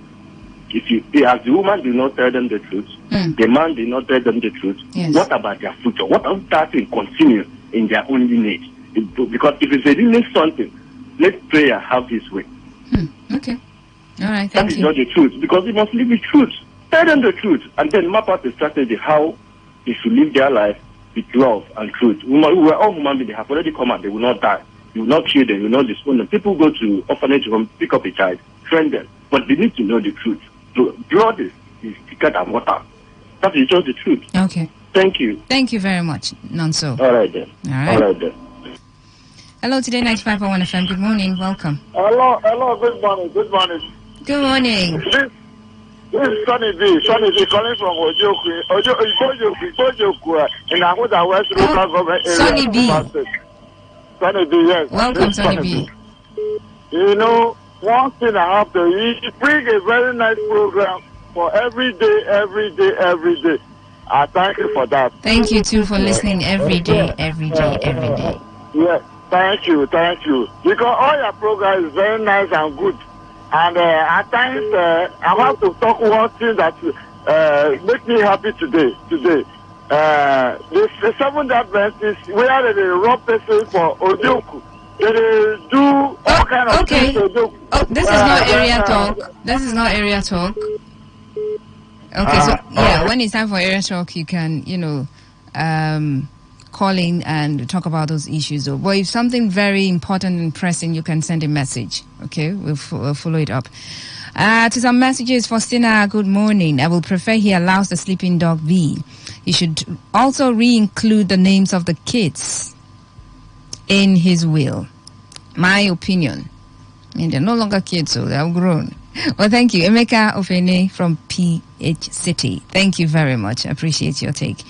Good morning, presenter. Wahoo. This is a terrible story. Well, in case for me, let him not die in secret. Let him accept all the children as his own. Since the wife has died, no need to tell them. Take them. Okay. No need to tell them. Take them. Chima from Alakaya. Okay, so you think he should not tell them the secret. He should just go to his grave with the secret. The man should not write a will that bears only the girl, else the truth may somehow showcase, which may cause more harm. However, if the fathers of the rest of the children are aware of them, then he should let the cat out of the blanket. Okay, thank you. I mean, that's the part we don't know. We don't know if the wife told the other men, but I doubt she will, really. I doubt that she will, tell the other men, since she's been living with this man, housewife. I doubt she would tell the friend that, oh yeah, I'm with your friend as my husband, but I'm pregnant for you. I doubt she would do that. I think we just take a smart man to... But, I mean, you cannot. She's living with her husband. Even if she's doing, all those with you, you cannot tell. It's just a DNA that would be able to prove all of that. And if the men are not aware, they're not suspecting anything, they wouldn't call for a DNA, right? So maybe they don't know. The other men, they don't know about this particular secret. Today, 95.1 FM. Faustina, good morning. Good morning. This is B.O.B. on the line. B.O.B. Happy Sunday to you. Yeah. Happy Sunday to you. When you were telling this story, my heart bled. I'm telling you the truth. Yeah, it's a terrible story. Yeah. That's why I tell young people, don't marry for wealth. Don't marry beauty. The Bible says that the man that fears the Lord shall be praised. Beauty is fame. Favor is faithful. The man can be favored. Anything for the heart is what you should look after. We're not going to passion blame. I commend the man's courage. Oh my God, the man is a man. Some men will raise alarm. Others will hear, will call his mother, will call his father, will call the in-law, will call this one. What my husband? No, they had to be matured until it came out. The woman might have done what she did because of a moment of loneliness. If the man is around, you see the houseboy appealing to her like 45 wife and just try to grab for a houseboy as I find herself would lead to all this we're talking about. But the thing I blame is the person called as a friend for 30 years. I took your house, died with you. Okay, so this is not a time to apportion blame. We're just trying to find a way. To answer the questions the man is asking. No, see, fatherhood is not just person you want with your biological blood. Abraham, the father of the nation, know how? Abraham had 300 servants trained. You know, this is a woman like Sarah. But her house, the children, she was nothing that she had not her own children of her own. The father will not somebody who gives birth to a child. You can take a child and adopt that child. The father will love, even a mother. Like that people who saw, you will hear that they were talking some days ago. When you see the father of the girl that presented a girl, or the brother, anybody, don't to bear the shame. But everybody take that baby now and father that baby, the father of that baby, the father would or mother would. Not that you must have somebody from your political blood that can, this person, father would know. You can adopt somebody. All right. The man should include everybody in the will and die with the secret. That's what you should die with. Don't let that on the back. Okay, thank you. Yes, no. I commend them back. Thank you. All right, thank you very much. Appreciate your take. To some comment on Facebook, Paulinus Otozi. It's better to gather them all together and let them know the truth. After then, you will write your will. Abdul Ganiyu Jimo. This is very pathetic indeed. Yes, indeed. Olare Wotemi Valentino. Okay, it's better you call all of them and let them know all the secrets, because if you pass on now, nobody will believe your only daughter. Adi Ojiokosisi, please go to court. Charles Jaja, what a world. Yes, indeed, what a world. Jaja Fred says the best is either you call them all and show them the DNA test, or include them in the will and die with the truth. Willing your property to only your biological daughter will cause problem within them. Just leave them to be the family they have all been since the get-go. Belema Fibeka says, you should have known gamble is a risk. Ebube Nadis, African mentality: until a child pass through your belly, he will not be called your child. To me, they are your children, biological or not. Choose what to believe. Paul Chimele Ize says, Oga, die with the secrets. Harmony Indiana Basi says, since you can't tell them and have not driven them away, see and treat them as your children from motherless home. Dazzling Dan Dima says, they're all your children, though not biological, and I believe you don't hate any. Please, it will be wise for you to gather them, relate the story to them. It won't be easy for them to take it, but the story had to be told. It will guide them in their respective lives and guide against history repeating itself in your family. Okay, family lineage. All right, thank you. Today 95.1 FM. Yeah, Mr. Zion. Okay, welcome back. The truth is, let him handle this issue with wisdom. For the sharing of the properties or wealth, give your daughter the lion's share. You can give these guys 1-1-1. The truth is this, and I stand to be challenged by any professional in the medical field. This thing, DNA test, many people are using it to cause problem for their lives, especially from 1988 till date. Science has proven it that if a woman has sex with a man unprotected, she carries that man's DNA for 10 years. Just imagine the number of girls carrying the number of men's DNA. Hello. Whoa, Mrs. Zion, today you and network, I really don't understand what's going on. Apologies for that. Some messages here. Happy Sunday, Faustina, my sister. Make the man keep the secret to himself. Since no other person don't know about the matter yet. After all, person they be stepfather or mother. Only say the woman betrayed the man. From Joe Atiwofe. Okay, Joe Atiwofe. Thank you.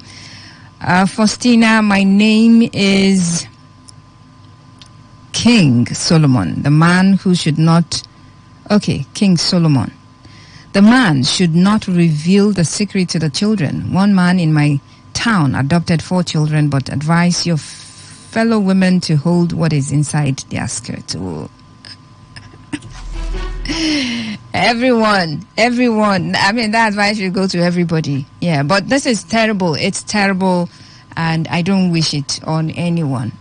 anyone at all. Okay, a few more calls and I'll wrap this up. Today 95.1 FM. Good morning. Good morning. You're welcome. What's your name? I'm Congo, please. Oh, Mr. Congo. You're welcome. Calling from Akuk Village here. You're welcome. Thank you, my sister. Let me tell you one thing. That man should keep this to the action of the children. It is the children's action to him that will let the cat out of the bag. If the children still take him as a father, he need not to get closer to 48. It is when the children come out to say, Daddy, or whatever, you are not my father, or begin to behave to him odd, he can then open up and tell the one that belongs to him. But if nothing like that is there, he still have them. They are the children. By the time he comes out to see, maybe what he's doing, it's not doing him from the children. He will not begin to ask himself, I think I'm playing. What is really wrong? Mr. Congo, your radio is on. Okay, I'm sorry. Can you hear me now? Yeah. Okay. If the children turns out, behave to him that he is not their child, their father rather, then he has to open up. That if such a thing is not there, he take them as the child. And he should know that he has suffered for them. But by the time the children turns out to let him understand the order of their life, he can then begin to ask himself, why? And go into investigation and find out, because no one can tell them. Any person can tell them. But then, if a thing like that is not there, to have them as the students. Okay. Thank you. All right, Mr. Congo. A WhatsApp message here says, my sister, good morning. I will advise the man to take the child that belongs to him. Let other children know that he is not their biological father for future reasons, because the father of the other children, the fathers of the other children, will one day come for them. Remember, she is late, and who knows, other men are aware of the secret. Mark Job. Okay, thank you, Mark Job, for sending in that WhatsApp message. This one says, good day, Faustina. My take on the matter is that I think the man wants to start a problem that he would not be able to solve until he dies, and would perhaps die miserably. He should let the sleeping dog lie. Look, Faustina, it's only God's mercy that is upon every one of us. 90% of us came into this world by what way? By that way. How did you come about that statistics? Is it proven research somewhere? The children don't know anyone else as a father than him. If he actually loved them before he came to realize that he wasn't their biological father to them, let him allow bygone to be bygone and continue to father them. Mav from Ichi. Thank you, Mav. I appreciate your take on the show. Beautiful morning, Faustina. It's Jamestown from Port Harcourt. Jamestown. You're supposed to be in Jamestown, in your town, not from Port Harcourt. Oh, thank you. For me, I think the man should call the 4 children and open up to them about the deceitful and shameful acts of their mother. There is no need keeping it a secret. He should will his entire property to his only daughter. That's exactly what I will do. Thank you. Okay, wow. This one says, gracious Sunday morning to you, my sister. I will begin by asking, does the child or children belong to the father alone? Is the child not begotten by both? In this case, the man should allow the sleeping dog to lie. That which he is trying to avoid will cause more division in his family when he is long gone. Let him die with a secret after all. After all, in the grave lies many secrets and unfulfilled dreams of men. And I ask again, what if it's the woman only that wanted to take those children overseas? Will the DNA say the children doesn't belong to him? Ogochukwu from Port Harcourt. Okay, more questions. Right, I think I'll take just one call and we're done. Today 95.1 FM. Good morning. Good morning, Faustina. Welcome. Blondiva@putu.com. Mr. Sogo. Yes, this is Chief Beke. Chief Beke. Yes, I'm calling from Port Harcourt. All right. Welcome. Okay, you're calling me from Port Harcourt today. Yes. All right. In respect of the story you just told us, my advice to the man is that he should let the sleeping dog lie. Okay. Because he should treat the children equally as his own children, because he's traditionally married to that woman. By tradition, they are all his children. Okay. No matter who fathered them. Since he paid for the head of their mother, he is the father of all those children. All right. He should treat them equally. Even if in his will, he should go and rewrite his will his property to both the boys and including the girl. He can give the girl a slight advantage over the boys by making her heir to his company. But if he denies them that right, those 3 boys can conspire to even kill his daughter, or maybe because they will not bother that, because they will be jealous. And by so being jealous, they can conspire and carry out any action against their sister, who has become the sole heir to all the properties belonging to somebody they thought was their father. Okay. Since the secret is not known to anybody, the woman did not reveal it to anybody, and he said he will rather take the secret to the grave. He should better take it to the grave rather than letting those children know. Because even if they know it now, they will turn to hate him. He should just keep it as a secret that he knows, and he will go to the grave with it. And give the boys equal rights as the girl, and only make the girl the heir to his company. All right. That is my humble advice, because that woman, while he was traveling, he created the problem for himself. He left the woman in Lagos. He will go there twice in a month. That created a vacuum for the woman to sleep with the houseboy, the kingsley of the man. So he should try and accept the situation the way he finds it. All right, thank you. Yes, thank you very much. Thank you, Chief Beke. Thank you. Really do appreciate you. All right, thank you very much. I knew I could count on you, to get different perspectives and, different judgments on this issue. A lot of you have said he should take the secret to his grave, because revealing the secret would be, creating more problems. He's lived his life, suffered, enjoyed and all, but, we don't know how the children will take it. If the secret is revealed, they might not take it well. It might mean that this is going to be another generation of chaos in the family, okay? It might cause more division in the family, hatred, acrimony, whatever bitterness that you can think of may arise in the family, because, these are young children, okay? Not very young, but they might not be able to be wise enough to deal with the situation, all right? Others have said, well, tell the truth and let everyone live their truth. Thank you again for being there. Your calls, messages, comments, I really do appreciate you. And for you, just sitting there, pretty handsome, listening to the radio, appreciate you. This is Today 95.1 FM. You've been listening to Moment of Truth. I will take a break now. I will be back. Time for us to take a look at some headlines in some of our national dailies. Just a few of them. That will take us up till 12 noon for the world news. And after that, we're done for this morning. My name is Faustina. Stay right here.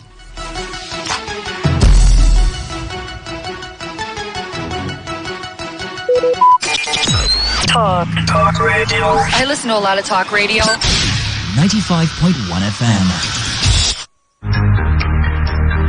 Did you know that there are over 8 million listeners connected to our frequency, covering 6 states across 2 geopolitical zones? Take advantage of our reach and advertise your products, services, events and businesses on Today 95.1 FM. Get value for your money as millions of people get to know about your business. Give us a call now on 0818-389-2850. Again, 0818-389-2850.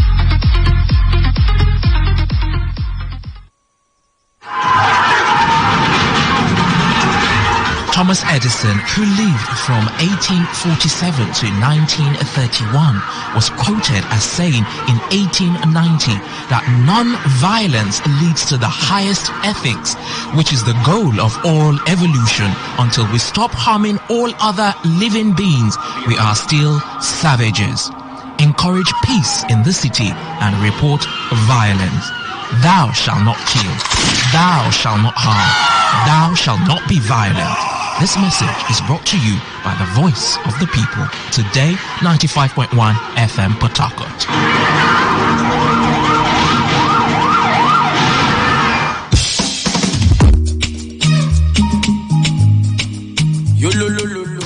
Government tell us say police now our friend. I remember what my papa tell me. See, make I mind who I dey call my friend.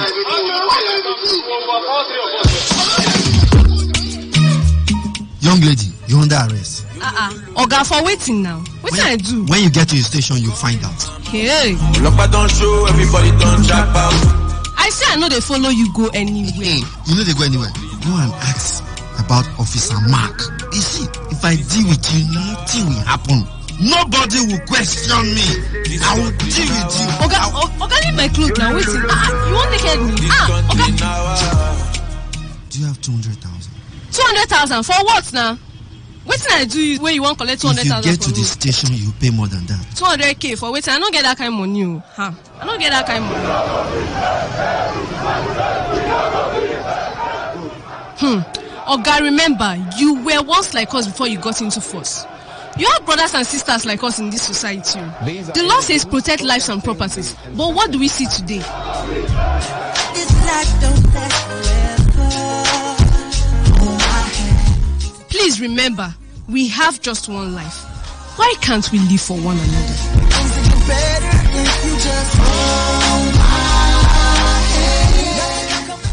This message is brought to you from Today 95.1 FM. Voice of the people. Ladies and gentlemen, may I have your attention, please?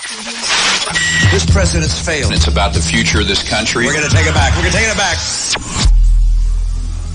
You asked us to vote you into that position so you can bring about that. Solutions. So when you vote me, then you sleep. Let me see if I can take another phone call. Hello, Today 95.1 FM. Good morning. What makes a policeman to be able to feed is the gun he is holding. They use their gun to extort money from people. Good morning. What's your name and where are you calling from? No longer news that we are truly the voice of the people. Am I not a slave in Nigeria? I refuse if you are. If you are a slave. Let's not go that now. Because in Nigeria,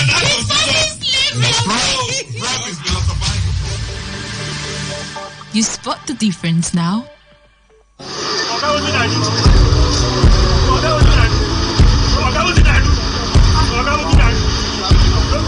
I am a proud Nigerian. I have been placed here by God for a time such as this.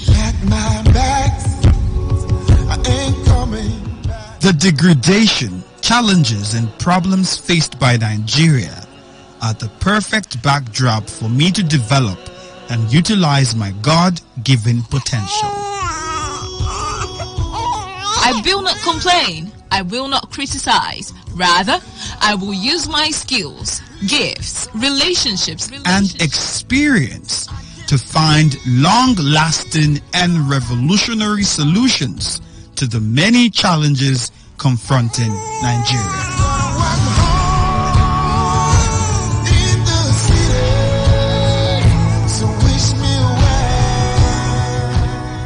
Nigeria will rise again. Because I am here, I will leave this nation a better place than I met it. I will work to make Nigeria a praise on the earth.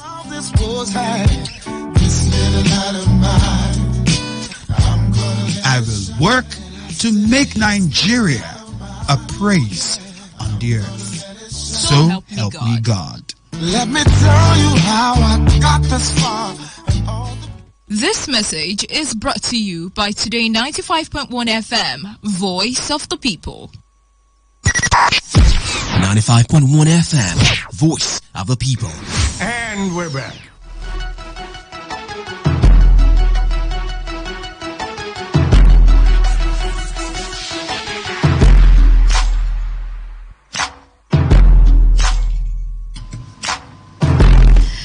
10 minutes past 11 a.m. You're still tuned to Today 95.1 FM, Voice of the People. How are you doing at this moment? Are you back from church? On your way to church? Okay, that would be like fourth or fifth service by now. But hey, how are you doing really? It's a Sunday morning. Beautiful Sunday morning it is. So at some point earlier in the day, it looked like it wanted to rain. I don't know what the condition is outside. Because where I am at the moment, I won't be able to tell if it's raining or if everyone is, going somewhere, if rapture has taken place, and no. No way. You said it's heaven, I'm going. No, rapture cannot take place and leave me. So yes, I know you're there listening to me. So we're here. We're still here. Okay. Anyway, it's time for the newspaper headlines this morning. My name is Faustina, just in case you're wondering. So just a few headlines, get into details of one or two or three, and then open up the phone lines so you can react. Let's begin with the Vanguard newspaper. Latest headlines from 10:49 downwards. Okay. This one here. Why I facilitated road hospitals in Oro. Lai Mohammed. Oh, he did? It's all right. Why I facilitated road hospitals in Oro. That's according to Lai Mohammed. Right? We are confident of National Geodata Center to attract investors, says Adegbite. We're confident of National Geodata Center to attract investors, says Adegbite. Okay. Ohaneze youth rejoice with new president of Nzuko Umuna, Professor Nebo. Okay, that headline you'll find on the Vanguard newspaper as well. Another one here, PDP, LP lost presidential election woefully, rigging claim fraudulent. It's credited to the federal government. PDP, LP lost presidential election woefully, rigging claim fraudulent, says FG. Lagos-Ibadan Expressway, FG says reconstruction of final portion progressing.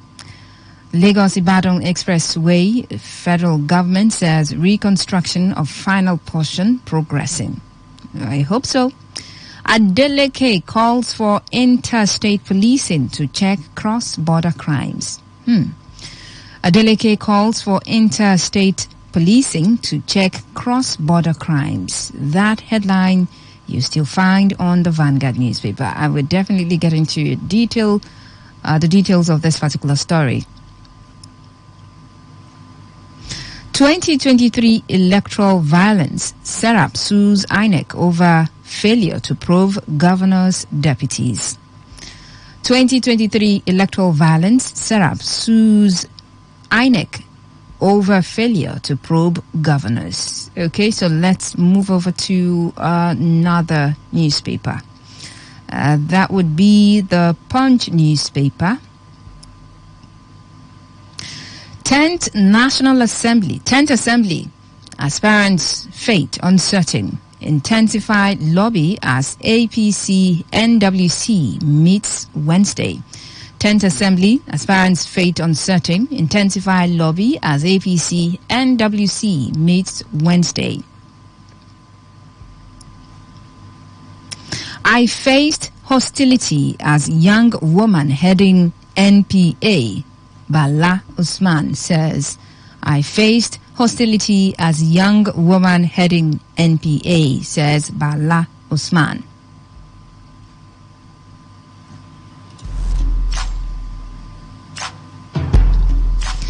Millions to swear allegiance to King Charles in historic coronation. Millions to swear allegiance to King Charles in historic coronation. That headline is on the Punch newspaper. It came in 5 minutes ago. NAS leadership, Northern Group endorses Yari as Senate President. NAS leadership, Northern Group endorses Yari as Senate President. Okay. Adeleke calls for interstate policing to check cross-border crimes. Adeleke calls for interstate policing to check cross-border crimes. All right. Let's move over to the Guardian newspaper. Beginning with this headline. It's a worrying headline indeed. Worries over Nigeria's 77 trillion naira debt burden. Worries over Nigeria's 77 trillion naira debt burden. I mean, who wouldn't be worried about this one? It's so high. FG raises import tariff on rice, wheat, alcohol, others. FG raises import tariff on rice, wheat, alcohol, others. Okay. I might check that one out as well. Blue Rail line. Government misses commercial operation deadline. Blue Rail line. Government misses commercial operation deadline. That's on the Guardian newspaper. Okay, and so some foreign news. Sudan fighting enters third week as UN says country collapsing. Sudan fighting enters third week as UN says country collapsing. What good comes out of war? No good. No good indeed. All right, so let me get into details of some of the stories. Where's that story I saw on two of the newspapers, the one on Adeleke calling for interstate policing. Okay, found it. Punch newspaper, Adeleke calls for interstate policing to check cross-border crimes. Osun State Governor Ademola Adeleke has called on police formations and commands to strengthen interstate policing to stem the tide of cross-border crimes. This is contained in a statement by the spokesperson to the governor, Malam Rashid Olawale, on Saturday in Osogbo. He said the call was part of the security meeting resolutions held with heads of security agencies in the state. The governor noted that criminal attacks had become a major issue in different parts of the state, stressing the situation needed urgent and concerted efforts and attention. He commended the proactive actions of the police and other security agencies, but called for strengthening intelligence gathering and sharing while assuring that his administration was ready to support the crusade. He urged them to establish operational synergy and relationships among the state commands, saying it would stop criminals in their tracks before they launched cross-border raids. Adeleke said that Osun was a peaceful state with strongly responsive security apparatuses, adding that, however, the recent interstate raids by armed robbers demanded an urgent review of the strategies. He says, and I quote, "I am elated to have all of you here, led by the Zonal Assistant Inspector General of Police. Recent security breaches are traced to interstate raid by criminals. So it is productive that we have all the relevant officers here. Let us strengthen collaboration and partnership. Osun must remain peaceful as ever," the governor said. The statement also reported Mr. Akonde Sikuru, the AIG in charge of Zone 1, as commending the governor for his support to the security agencies. Sikuru assured the governor that the police service was strategizing to sustain the records of peaceful existence. Your Excellency, we are more than ready to sustain peace in the state. You have a team of dynamic and gallant officers who are already deploying a technology-driven approach in law enforcement and prevention of crimes. Okay. Permit me to express our appreciation for the logistic support your administration is providing for our operations. Okay, so bottom line is, because of interstate raids by criminals, right? You know how they will say a crime was perpetrated and they trace it to, criminals that came from outside the state. They were not from within the state, they were from outside the state. Yeah, so interstate raids, robbers, and all of those. So the governor is calling for, interstate policing to check cross-border crimes. I mean, we should be our brother's keepers, right? If this state is policing well, if there is a collaboration between, states in terms of policing, just the way robbers and criminals will strategize and go to a state, kidnap someone, take them to another state. Now, if there is a strategy, if there is a collaboration between, the security agencies in different states, some of these issues or some of these criminals would be apprehended. I've never been abroad, but we hear stories, we watch movies, even though some of those things are portraying movies. We'd love to see first. Okay, not this kind of scenario. No, I don't want to see this one. I don't want to see a crime scene or whatever it is. No, I don't want. But in movies, you know how a crime has taken place in a state. And if the police in that state figures that these criminals are headed outside the state, they would put a call through to that state the criminals are headed. And so in that state, they will swing into action. Definitely, well, that might happen here, right? But how swift, really? How swift? Sometimes when a crime happens, you hear, oh, someone has been kidnapped today. Maybe in the next 2 days, that's when we hear, oh, well, we have been able to trace them to the next state. Maybe not as swift as we want it to be. But what's the level of collaboration in terms of interstate policing? Because if criminals are going to be collaborating from different states,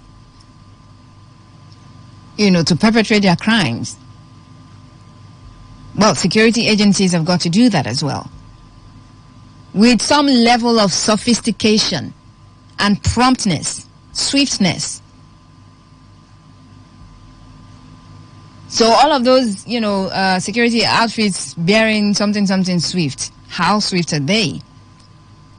Now, we're not talking about within the state. Oh, well, Faustina, you've got to talk about how well we've been able to swiftly handle cases or police the states first before you talk about interstate. But hey, we need to talk about it because this is arising. So can we, take that seriously? Now, I'm not talking about checkpoints in different, roads and... those are meant to solve some of these issues, some of these crimes. But we know the true story.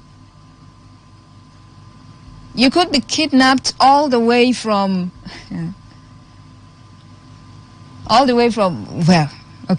You could be kidnapped from here in Port Harcourt and be taken to one of the eastern states. And you pass freely with all of the checkpoints.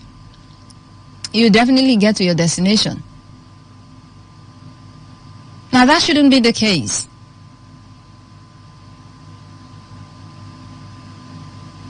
There has to be this collaboration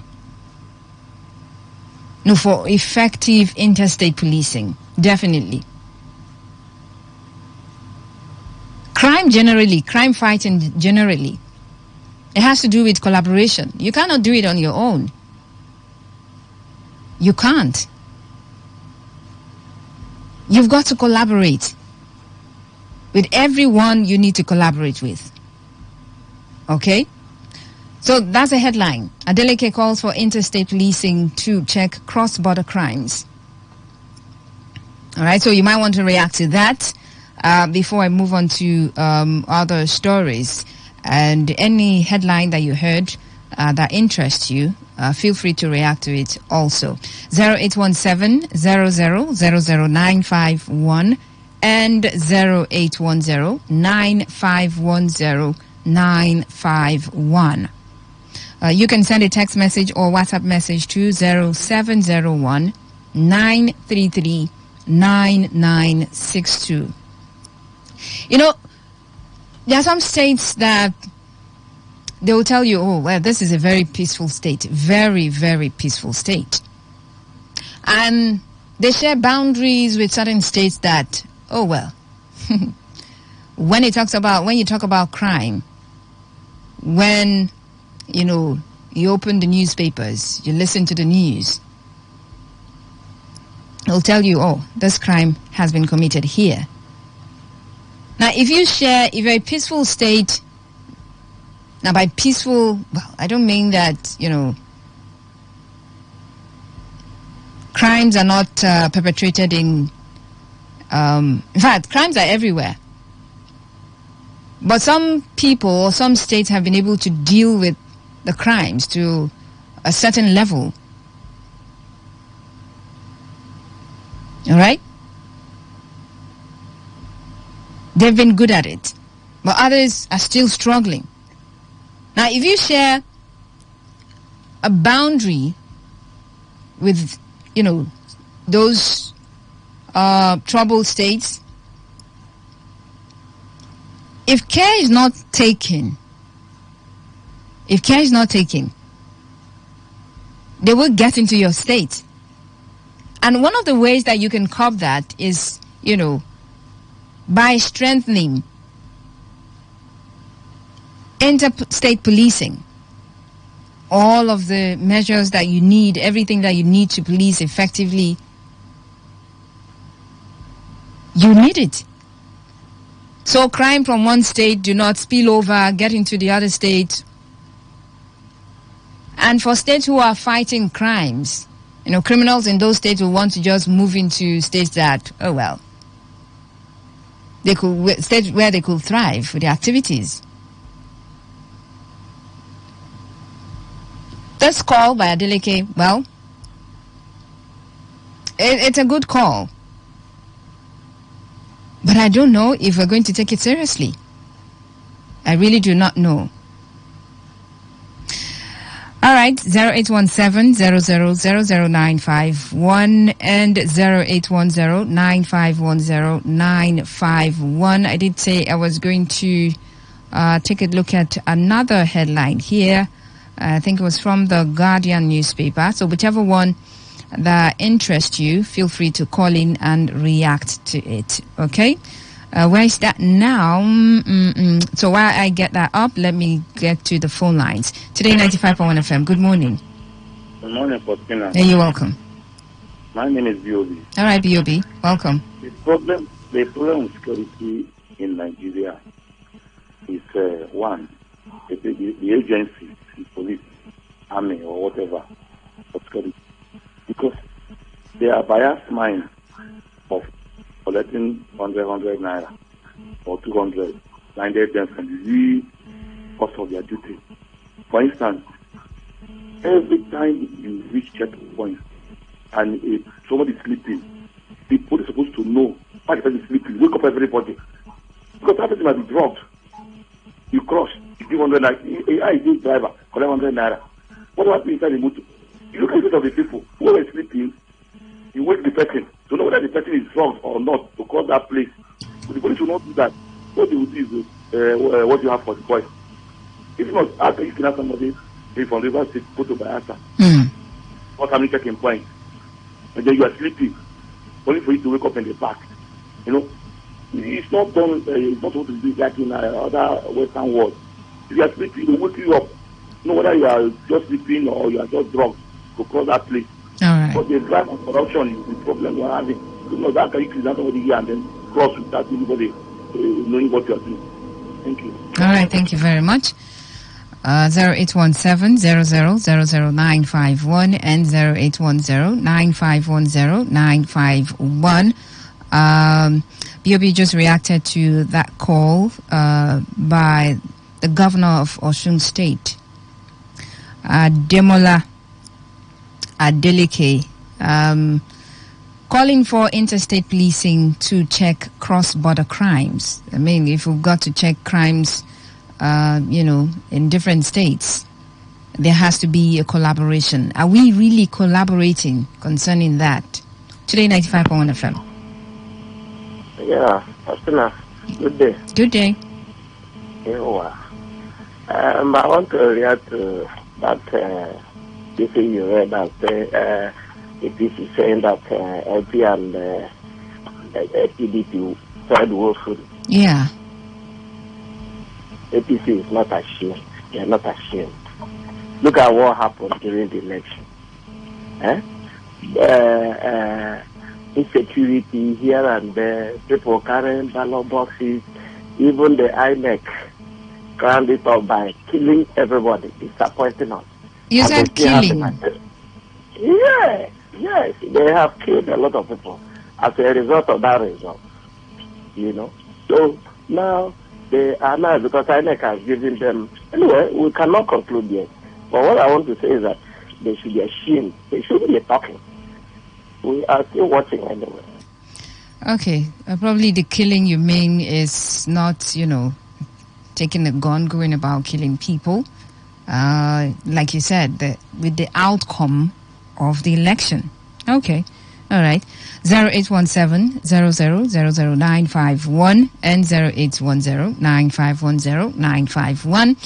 I know there are some people who are, pleased with the outcome of the election. Yeah. Some people are pleased with it. Today, 95.1 FM. Good morning. Yeah, Faustina, good morning. Good morning. This is God's time from the chair. God's time. Glad to have you. Yes. Happy Sunday. Happy Sunday to you too. Thank you very much. Osun Governor. My dear sister, they are trying to open another CBN again. So as soon as they begin to check from state to state, as soon as you get to River State, they will check you. Go to other state, they will check you before you move to another state. That is another open of a CBN bank. How is that? Because the place will become a central place to make money for police and army. Do you understand? Because we're not talking about army. We're talking about interstate policing. Yes. Anybody there, my dear sister, if 100 people is passing that place, he must spend money. It's another way of duping the transporters. Do you understand? And people that travel from River State to Lagos State, I tell you, if they are paying 30,000 today, as soon as they start that thing, they are going to pay 40,000 because they are going to calculate and minus the money they are going to waste in the roads. Do you understand? I don't welcome that idea at all. I don't welcome this idea. Oh, okay. But then again, the police are there already. Just to strategize in different ways that they can man the boundaries or borders of different states. Right? Probably intelligence. Yeah, they talked about intelligence gathering. Communication. Swift communication. Well, basically looking at collaboration, different ways they can, police better the different states. Meaning that if there's a kidnapping issue here in River State, and you have police on the trail of the kidnappers, and they know that they are headed for a particular state, they will inform the people in the other state. So they are aware and prepared to apprehend or to fight the crime to a standstill, or the criminals to a standstill. So I don't know if it would mean, if you're talking about different checkpoints, they exist already. They do. Even when they come out to say, well, no more checkpoints, just give them a week or two, they'll be back on the roads.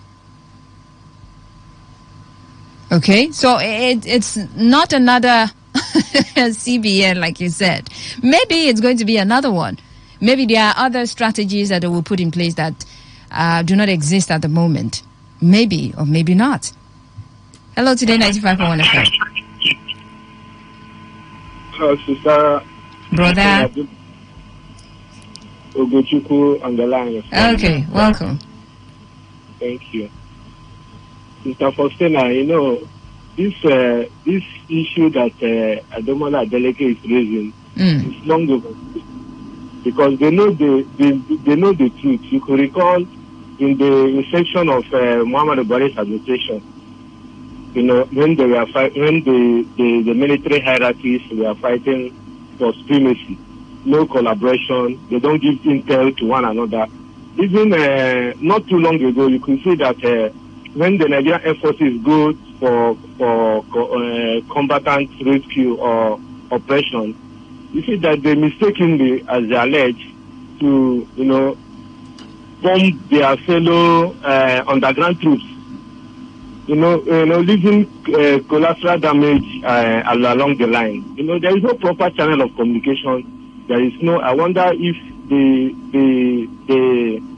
fighter jets they use don't have a reconnaissance camera, to know where your own people and the enemy is.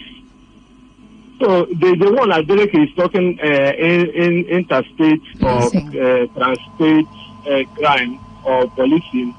Sister Faustina, where you know that the police does that is in existence is when they are around the border.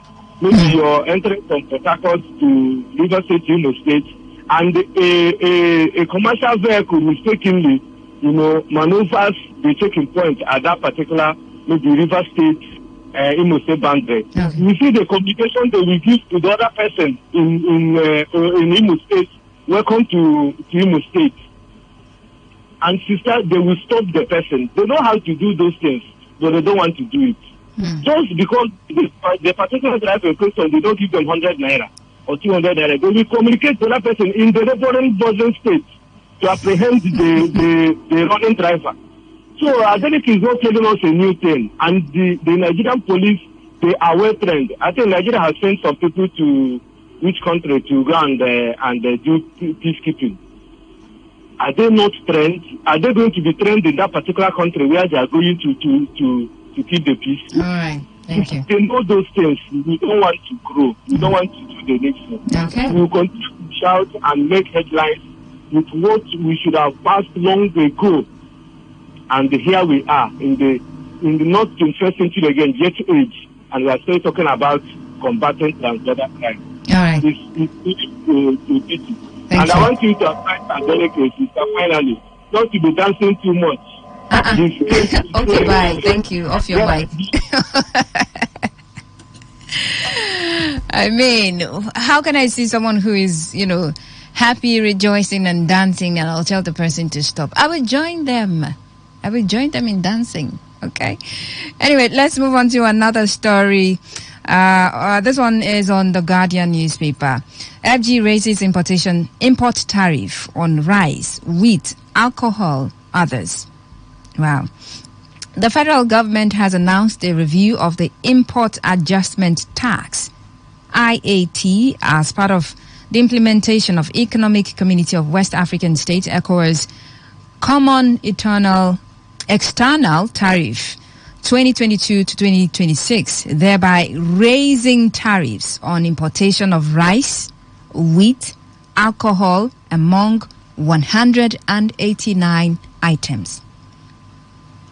Thereby raising tariffs, okay? Raising, not reducing. Raising tariffs on importation of rice, wheat, alcohol, among 189 items.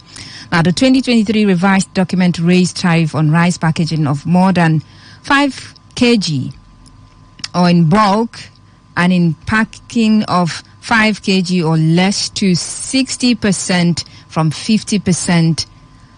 Similarly, importation of wheat or muslin flour now attracts 70% tariff as against 50 in 2022 to 2026 ECOWAS CET. Now, the Minister of Finance budget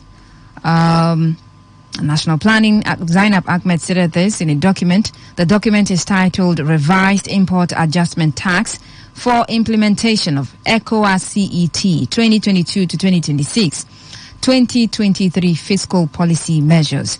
And the document reads, and I quote, "This is to confirm that His Excellency Mr. President has approved for the implementation of the 2023 fiscal measures made up of supplementary protection measures for the implementation of ECOWAS Common External Tariff 2022 to 2026 and revised excise duty rate on alcoholic beverages, cigarettes and tobacco products, as well as introduction of excise duty on single-use plastics," the statement said.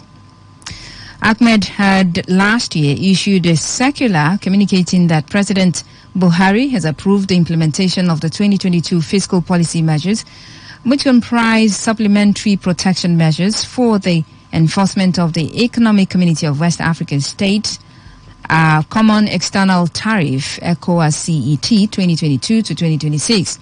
The excise duties on goods such as non-alcoholic beverages, alcoholic beverages, cigarettes and tobacco products, and telecommunication services with effect from April 2022.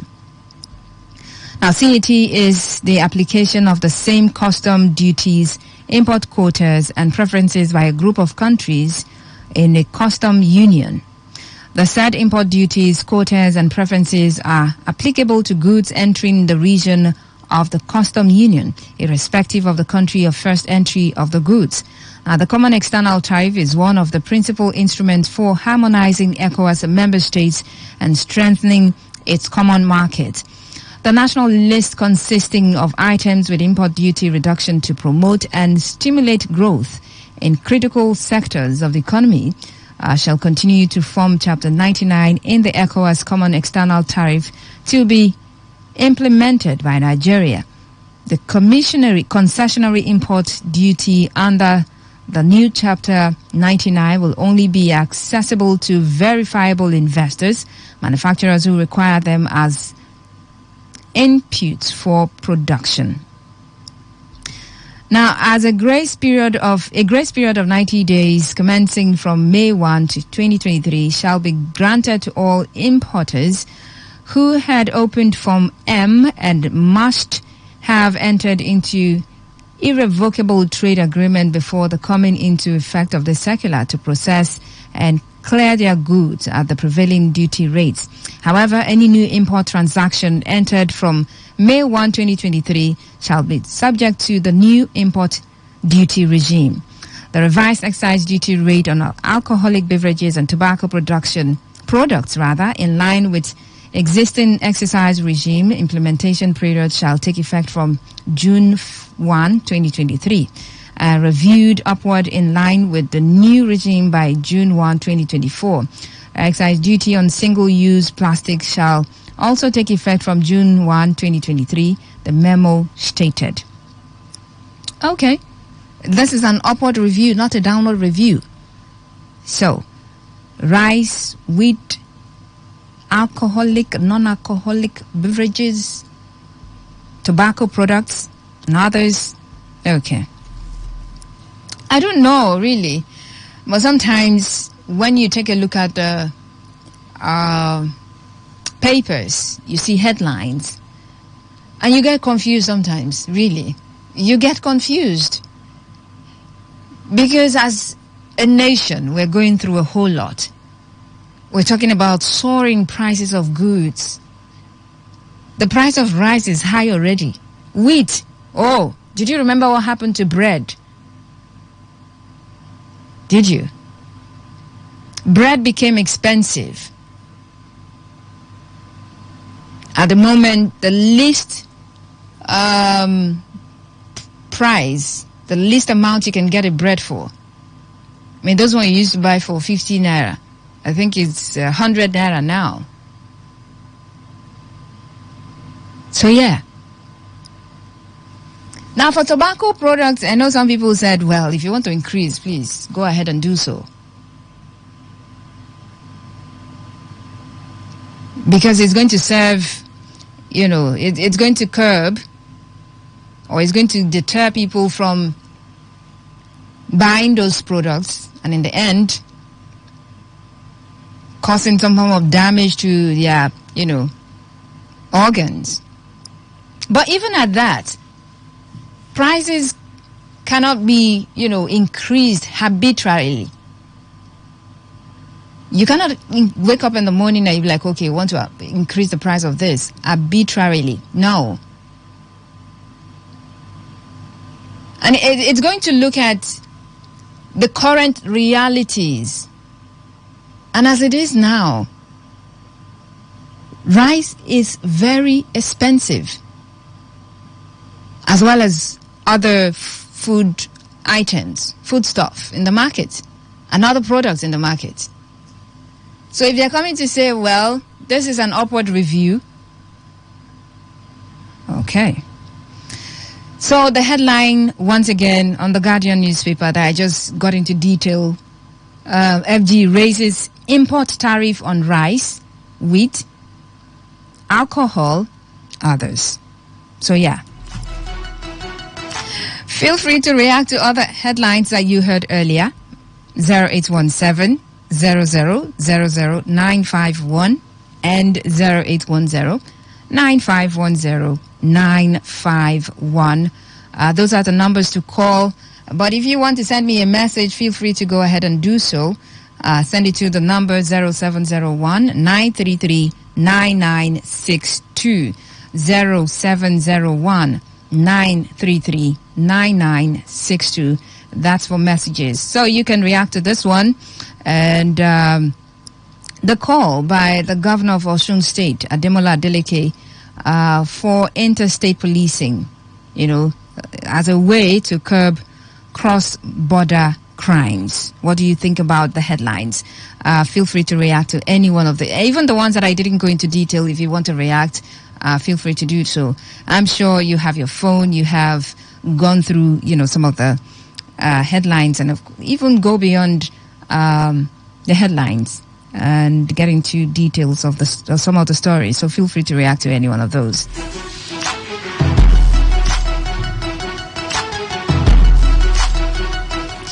All right, this one says, okay, just a moment. Okay, I think the call by Ademola Adeleke is a good one, because there is a need to strengthen our policing system in all the states, not just in the states, but in different states. Let there be a collaboration. Okay. Okay, we're asking the question really, in terms of interstate policing, how are we faring? Are we even doing it? Do we have the intelligence to do that? How are we fighting crimes, interstate crimes, at the moment? How are we doing that? I mean, we've had people kidnap, robbers or kidnappers kidnap someone from one state and take them to the other successfully.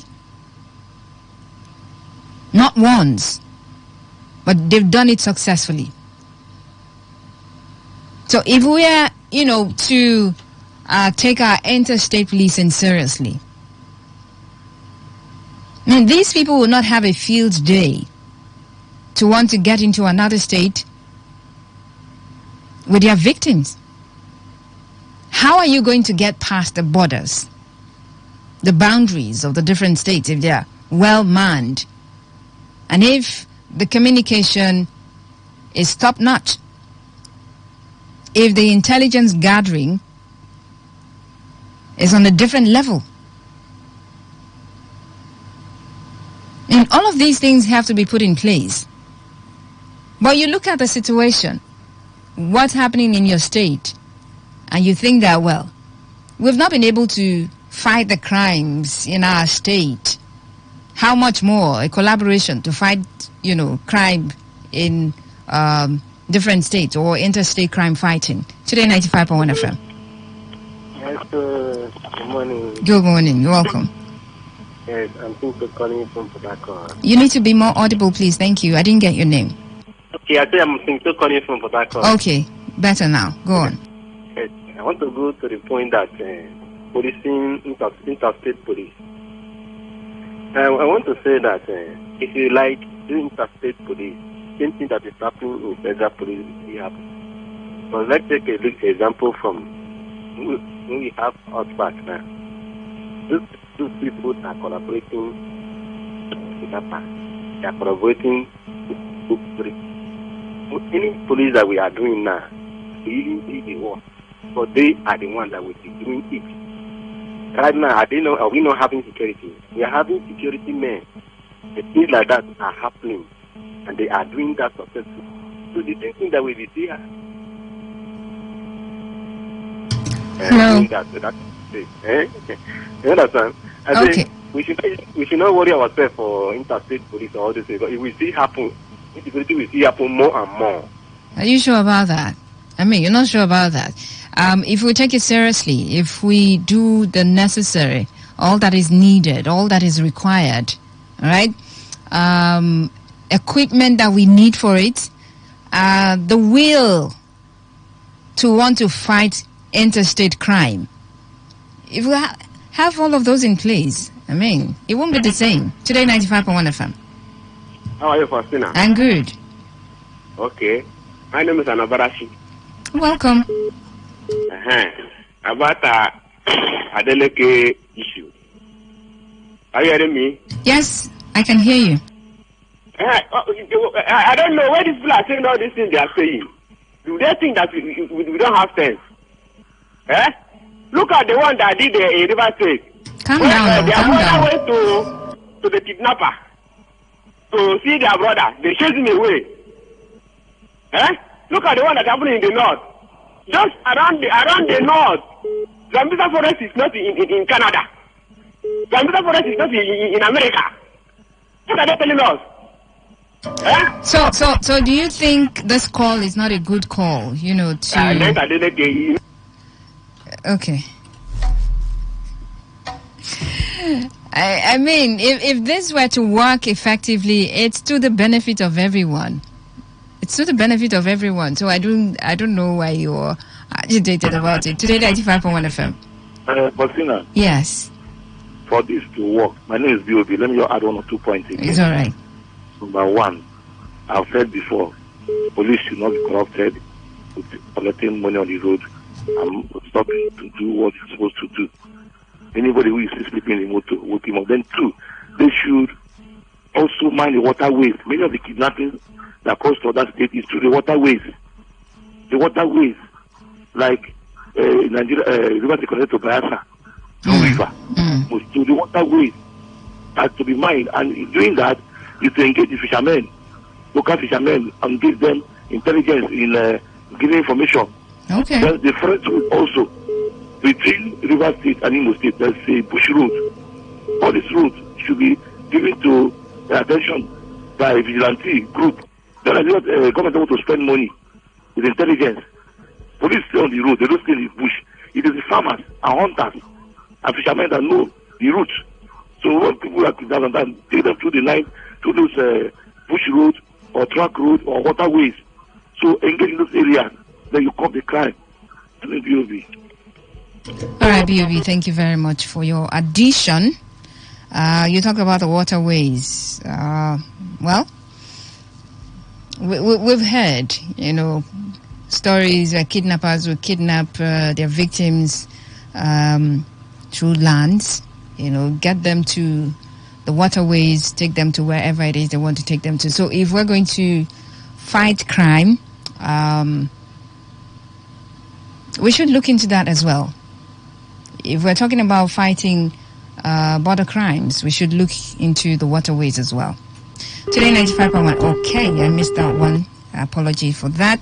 I greet you in the studio. Nigerians will hear Wayne. Why?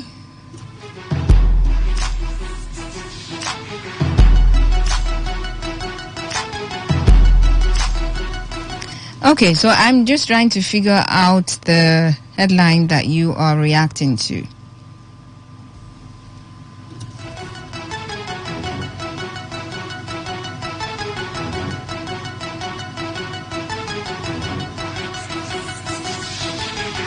Okay.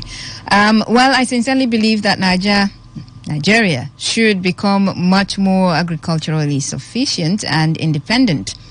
Increasing this tariff will affect prices of goods. This same tariffs are affecting cost of electronics. We must do better. This is from Mr. Ikichi. This one you mentioned the electronics. Does that bother you personally? Do you have an interest there personally? You just singled out electronics, and I'm wondering. Today 95.1 FM, good morning. Yeah? You got me out. I did? I said, cut me off. Oh, I thought you were... Okay, oh, sorry about that. It was a mistake. Network issue. No, it wasn't network. It was a mistake. My hand was somewhere around there. Okay. Now, this is my sister. If you look what's happening in this country, which one will you say? Okay, now, which of the headlines are you reacting to? About the interstate policing. Then what do they call that woman first? The one that said they want to increase tariff. The tariff. If you like, stop all the money and give these FCC people. My sister, they have nothing to offer. Now look at our people that are in Sudan. They are using their private money to bring themselves from there. The kind of billion that these people use. They say that they use this. Are you saying Nigerians did not, the Nigerian government did not evacuate people in Sudan? How many of them? But you just said they, like everyone in Sudan, they paid their way back here. Just leave me to say what I'm... No, I cannot leave you to say what you want to say. You're on the radio, so you don't mislead people, okay? Well, there were stories flying here and there, but we don't talk about stories flying here and there, okay? They've got to be verified in some way, okay? And then if you're quoting someone, you go straight and quote the person. So we know that this is exactly the person you're quoting. Just imagine that we leave everyone to say whatever it is they want to say.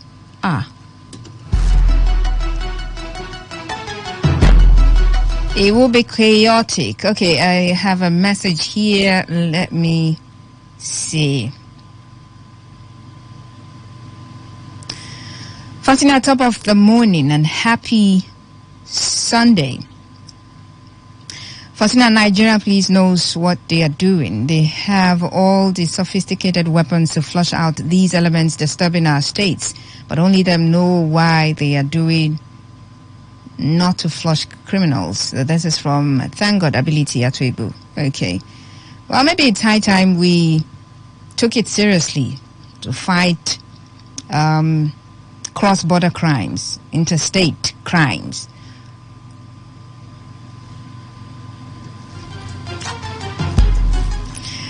Faustina, please, I am begging you for that thing you eat that makes you talk so long and you don't get weak. Please show me. My name is Faithful from Rumekini. My dear brother, I've not eaten since morning, no. It's just what I've been drinking. But hey, it's my job. It's my job. Tariff on rice was actually reduced. Before it was 100% levy and 10% duty, but now on revised tariff to take effect from May and June 1st, 2023, that contained all items and goods. Rice is 50% levy and 100%. I can forward the fiscal policy document from FG to ministries and agencies if you wish. The newspaper got it wrong. Same papers that have been writing rice was contraband. I'm worried about new tariff on medical even syringes. Now 65%. This is from Stan. Okay. Well, at least you heard that I read it from a paper. So, but then again, we'll do findings, do our due diligence and come up with whatever it is we need to come up with. But thank you very much. We really do appreciate that. I've got to go now. So thank you. Appreciate you for keeping me company and letting me come into wherever it is you're listening to me from.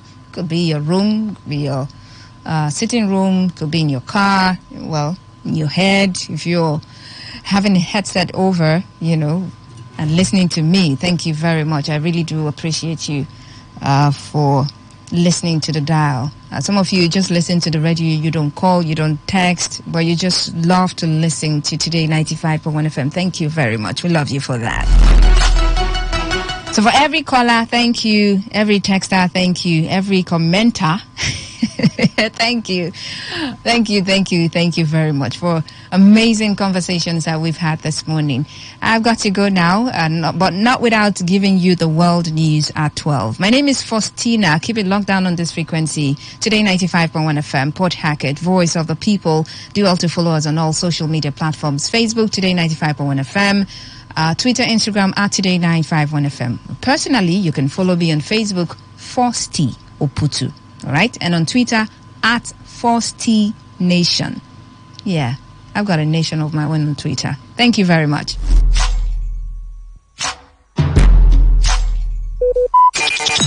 Talk radio. I listen to a lot of talk radio. 95.1 FM.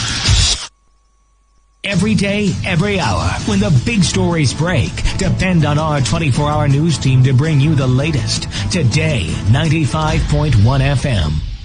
Whether it's happening in Port Harcourt, South South, Nigeria, or around the world, we've got you covered. On air, online, delivering balanced news and unbiased analysis. Today, 95.1 FM.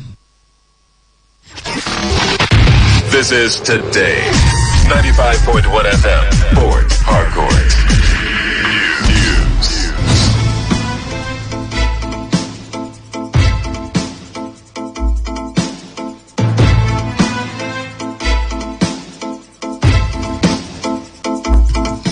Hello and good afternoon. This is the World News on your premium talk radio. Today 95.1 FM, Port Hackett. I am Faustina Oputu.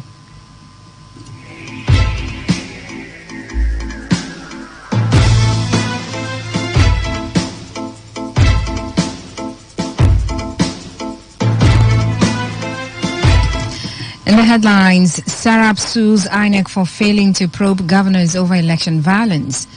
NDDC signs memorandum of understanding with US-based firm to build railway network to connect states.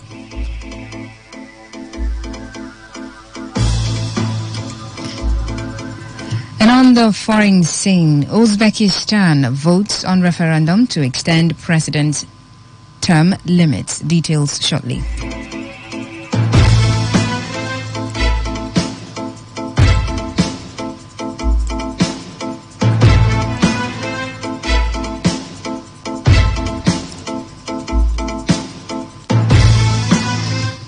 Now the details. Barring any last-minute change, the federal government will today open the Kara Bridge and the Long Bridge area on the Lagos-Ibadan Expressway. The Minister of Works and Housing, Babatunde Fashola, said this in a statement through his special advisor on communications, Hakim Bello, saying work has been completed in the areas. Fashola, however, appealed to motorists to exercise the patience over the heavy traffic being experienced on the stretch from Tollgate to Kara Bridge in Lagos as the reconstruction work on the road entered its last phase. According to Fashola, his ministry is already working with the Lagos State government, all traffic management and security agencies to reduce the inconvenience caused by the road construction. The Socio-Economic Rights and Accountability Project has filed a lawsuit against the Independent National Electoral Commission over its failure to investigate allegations of electoral violence and other electoral offences, including bribery against some state governors and their deputies during the 2023 elections. According to reports, the recently concluded presidential and National Assembly elections and governorship elections in some states witnessed widespread reports of voter suppression, voter intimidation, and the destruction of or theft of election materials by political party agents and thirds across the 6 geopolitical zones. In the suit filed at the Federal High Court, Abuja, Sarab is asking the court for an order of mandamus compelling INEC to seek the appointment of independent counsel to investigate allegations of electoral offences against state governors and their deputies during the 2023 elections. Sarab is seeking an order of mandamus compelling INEC to promptly, thoroughly and effectively investigate reports of Electoral Violence and other electoral offences committed during the elections, identify suspected perpetrators and their sponsors, and ensure their effective prosecution. In the suit, Serap is arguing that by allegedly engaging in electoral violence and other electoral offences in so blatant a fashion, suspected perpetrators and their sponsors have clearly acted in violation of constitutional provisions, international standards, and the Electoral Act. Benue State Governor Samuel Otom has commended workers in the state for their unalloyed support and resilience over the years. Governor Otom, in his solidarity message to workers as they mark the 2023 Workers' Day, said in spite of the harsh economic environment, the workers have remained undaunted and faithful. He noted that the last 8 years have been challenging, but the workers kept the wheel of the state alive. Governor Otom, while stating that it is his last Workers' Day celebration as a governor, assured that he will continue to support the workers and advocate for their rights and well-being, no matter what others feel or say. The Niger Delta Development Commission has disclosed that it signed a memorandum of understanding with a United States-based firm, Atlanta Global Resources Incorporated, to build a railway network that will connect the 9 states of the Niger Delta region. This agreement was reached at the Public-Private Partnerships Summit with NDDC organized in Lagos last week.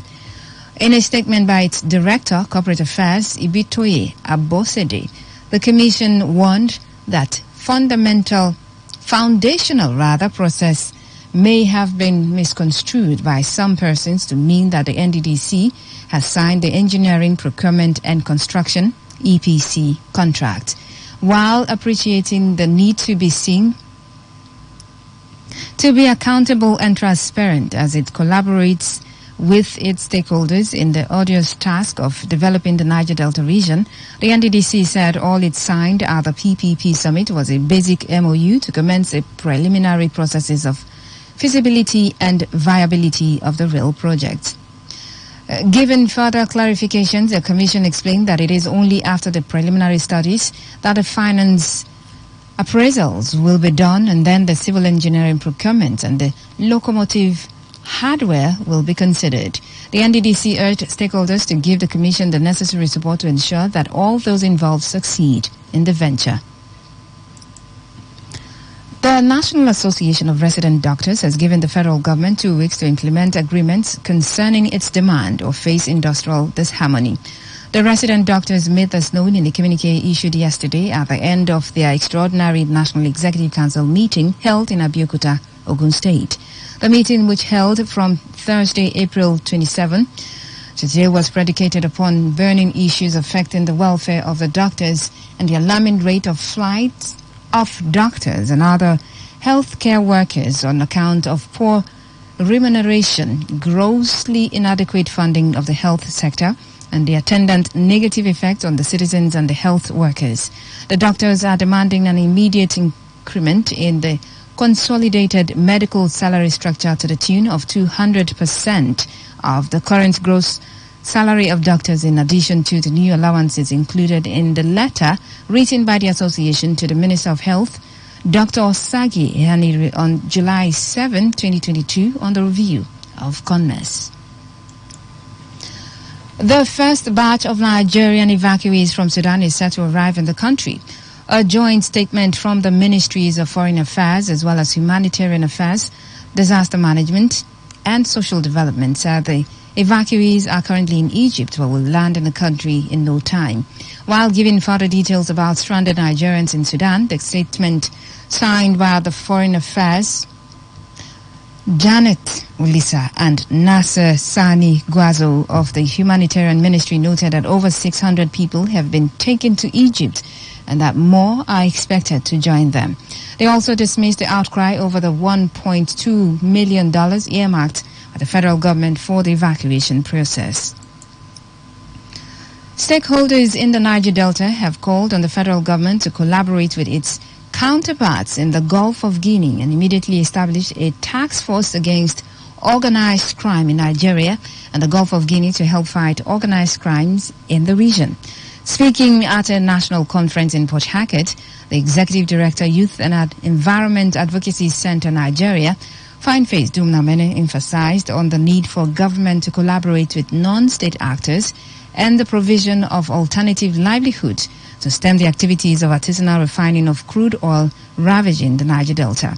Fine Face explained that organized crime thrives because security agencies turn a blind eye because they are complicit in the crimes, especially the crime of crude oil theft. And we are all gathered and we put our heads together and we are discussing, we are brainstorming. So what the organized crime we are talking about here has to do with those crimes that you have criminals organize themselves, put themselves together to commit within our community. Some of these crimes manifest as, pipeline vandalism, crude oil theft, illegal bunkering, artisanal refining, arms smuggling, and also the issue of drug trafficking. And even human trafficking is also part of this. And none of these crimes that happen outside or across the border of Nigeria that does not involve or pass through other countries in the Gulf of Guinea. That is why we are putting together several countries like the Congo, DR Congo, Cameroon, you have Nigeria, to come together and put themselves together the way they have done through the Gulf of Guinea Commission and then coordinate their effort to fight organized crime in the Niger Delta. On his part, an international relations expert, Ikiri Joe, noted that Nigeria lacks the capacity to fight organized crimes perpetrated in the country. Joe, who spoke at the sideline of the conference, suggested that the federal government should establish a well-equipped Nigerian Coast Guard in addition to the existing armed forces.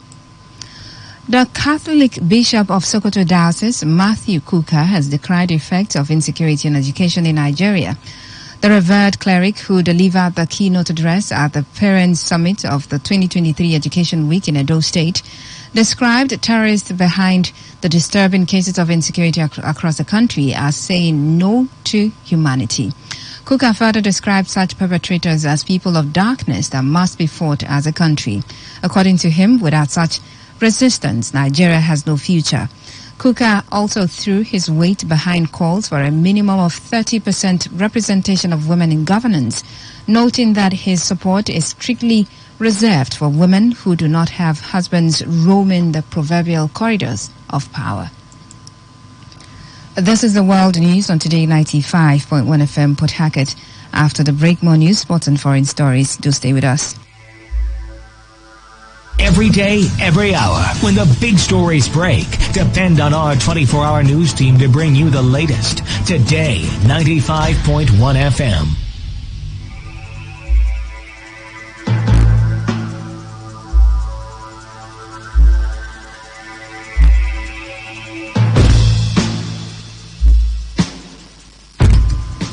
Welcome back. You're still listening to the World News on your Premium Talk Radio, Today 95.1 FM Port Harcourt.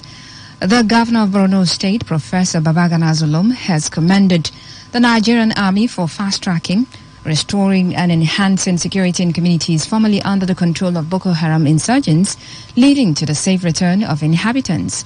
Zulum stated this at the send-forth dinner organized by the 7th Division in honor of the immediate past GOC and Commander Sector 1 Operation Hadinkai, Major General Wahidi Shuaibu.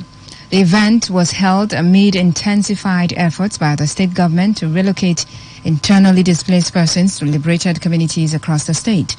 The governor said apart from addressing the root causes of insurgency, which his administration is piloting, the cordial working relationship with the Nigerian Army has facilitated the gains recorded in his administration's restoration drive.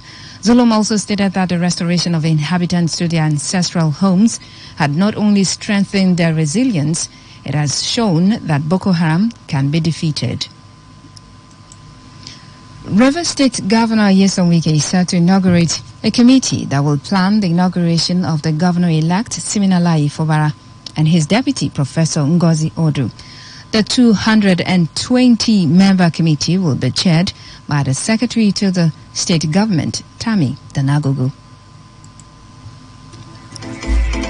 And the Petroleum Product Retail Outlet Owners Association of Nigeria says the current administration lacks the willpower to remove fuel subsidy. Petron, who is in support of the removal of fuel subsidy, believes its removal will address the issue of fuel scarcity in the country. River State Chairman of Petron, Francis Dingba, in an interview to the FM's Ifunaya Obemendukwe, noted that fuel subsidy will not be removed if its removal is hinged on the functionality of the refineries in the country. He said some persons are largely benefiting from the fuel subsidy, hence the subsidy should be removed.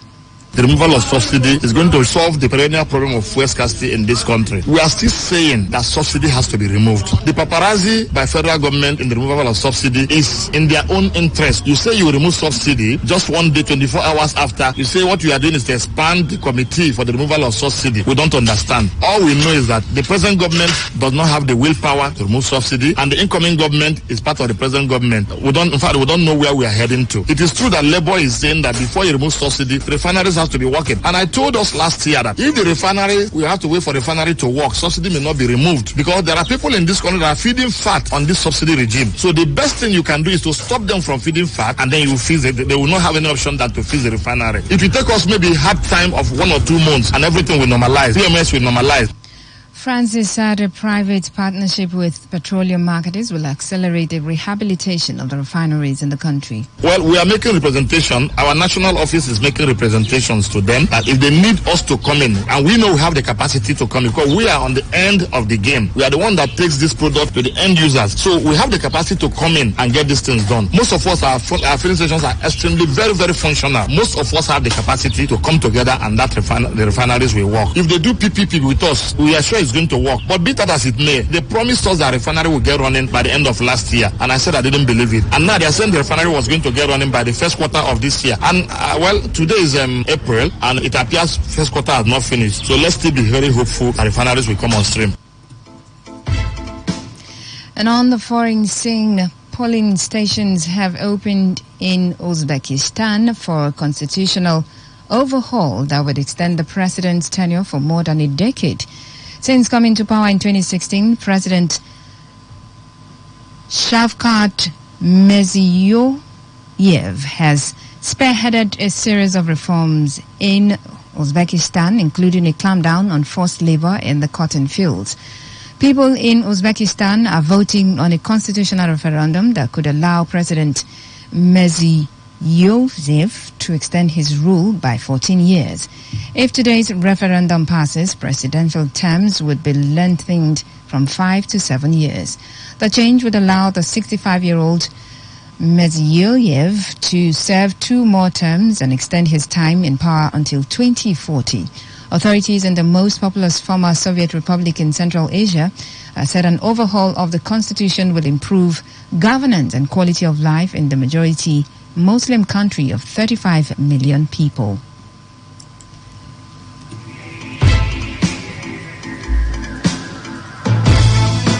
In sports, Qatari banker Sheikh Jassim bin Hamad Al Thani and British billionaire Jim Ratcliffe have made their third and final offers to buy Manchester United. Sheikh Jassim is in a bidding war with Ratcliffe after the pair emerged as the main contenders to buy the Premier League club from the Glazer family. While Sheikh Jassim's latest offer is reported to be over £5 billion, the size of Ratcliffe's improved bid is yet to be made public. Reports said Sheikh Jassim's bid for 100% control of the club comes with the promise of significant additional funding for transfers and infrastructure. The spending would include either redeveloping United's outdated Old Trafford Stadium or build a new ground, along with overhauling the club's training facilities. To end the news, here's a summary of the major stories. Serap has sued INEC for failing to probe governors over 2023 election violence. The NDDC has signed a memorandum of understanding with a US-based firm to build a railway network that will connect states of the region. And on the foreign scene, Uzbekistan citizens are voting on referendum to extend the country's president's term limits. And that was the news. Is edited by Stella Sasongo. For comments and inquiries, please call 0818-389-2850 or send your emails to news@todayfmlive.com. You can also read our stories on www.todayfmlive.com. I am Faustina Oputu. Good afternoon. Thanks for listening.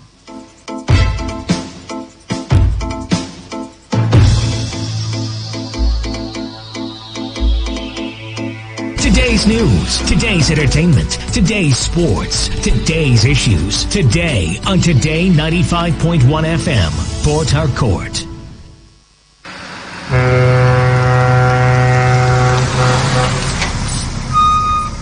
Officer, take. Officer, give me number. No time. Ma, they match am, they go. What? You driving the officer of the law? You need arrest.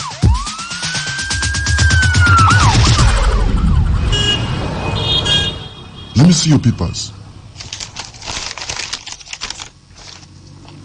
You can go. They're in order. Drive safe, okay? I don't understand though. No be the same country again. Officer reject bribe. They arrest me yesterday. That yesterday. I go do my papers. See as I pass now. I pass without fear.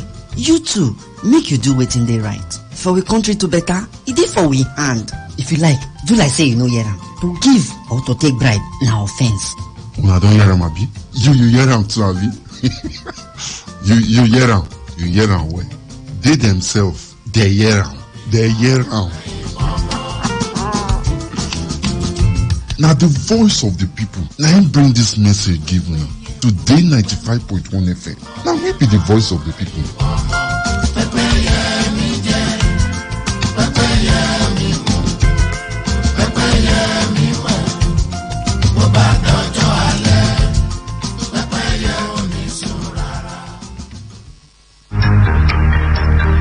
Did you know that there are over 8 million listeners connected to our frequency, covering 6 states across 2 geopolitical zones? Take advantage of our reach and advertise your products, services, events, and businesses on Today 95.1 FM. Get value for your money as millions of people get to know about your business. Give us a call now on 0818-389-2850. Again, 0818-389-2850.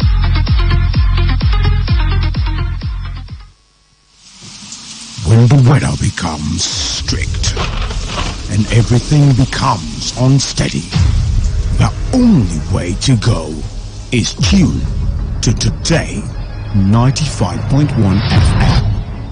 And the world of information, entertainment, and education will be served as breakfast, lunch, and dinner. Welcome to the show. You're listening to today's Quest. A newspaper review segment is what we've now got. who says I can't bring the party to your house right now? Because, even if it's raining, I still bring the heat right here. I am here for you, and I know you are here for me. It is surely the best 15 minutes of football you can find anywhere on radio. Back here in the Garden City of Port Harcourt. Today, 95.1 FM. Nothing but the best. Nothing but the best.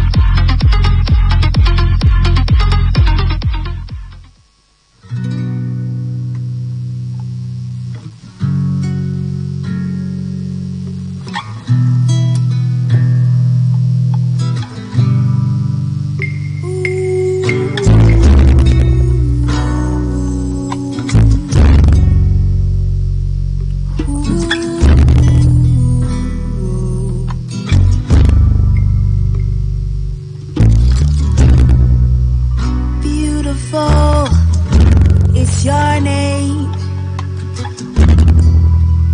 wonderful is what you are to me. It's you I see in my dreams every day, and I pray for you, queen of my life.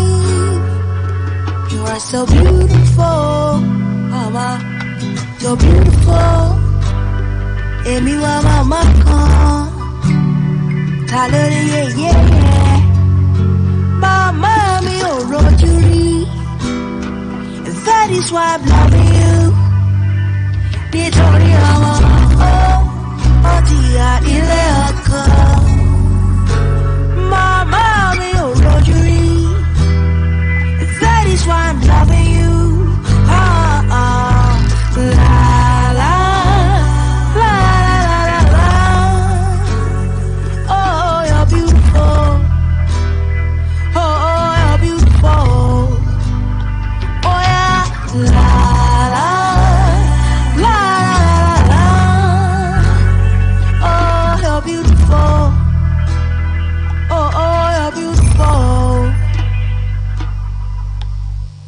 mi kira fún màmá mi. Oríṣà bí yá o, kò sí láyé. Ẹ bá mi kira fún màmá mi. Oríṣà bí yá o, kò sí láyé. Bóyá la la la la la la la la. Oh, you're beautiful. Oh, yeah. La la la la la la. Oh, oh, you're beautiful. Whoa, woman, there is no one like you. Oh,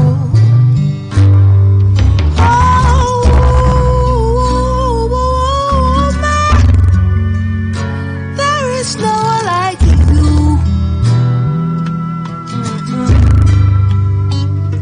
Nítorí ọmọ ó jìyà nílé ọkọ. Màmá mi ò rojú rí. And that is why I'm loving you. Nítorí ọmọ ó jìyà nílé ọkọ. Màmá mi ò rojú rí. And that is why I'm loving you. La la la la. La la la la la la. Oh oh, you're beautiful. Oh oh, you're beautiful. Oh yeah. La la la la la la. Oh oh, you're beautiful. Oh oh, you're beautiful. Ẹ bá mi kira fún màmá mi. Oríṣà bí yá o, kò sí láyé. Ẹ bá mi kira fún màmá mi. Oríṣà bí yá o, kò sí láyé. Bóyá la la la la la la la. That's why you're beautiful. Bóyá la la la la la la la.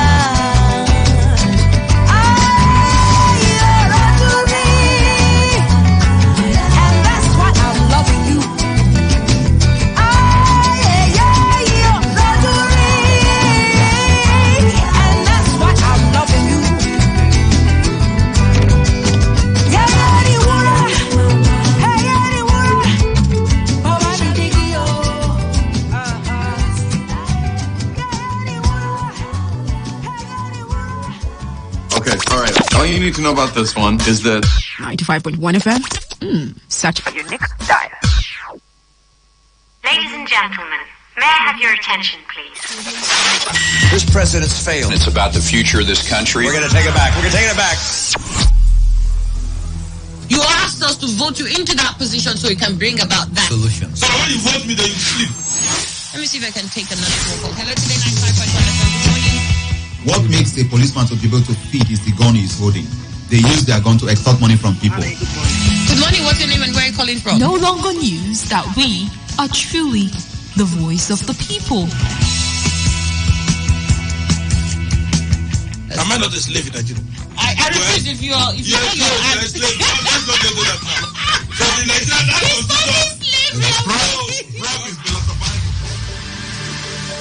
You spot the difference now?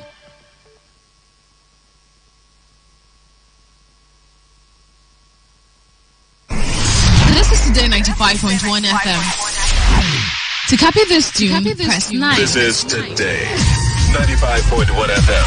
For current news and information, press 5. They are politicians, all of them. They know what they do. So they know how they attack each other. To stay connected all day, press 1. The person who raised the alarm is the one who made the public know about. Good afternoon and welcome to the World News on your premium talk radio station. We are your premium talk radio station. Today 95.1 FM. The station with a unique dial.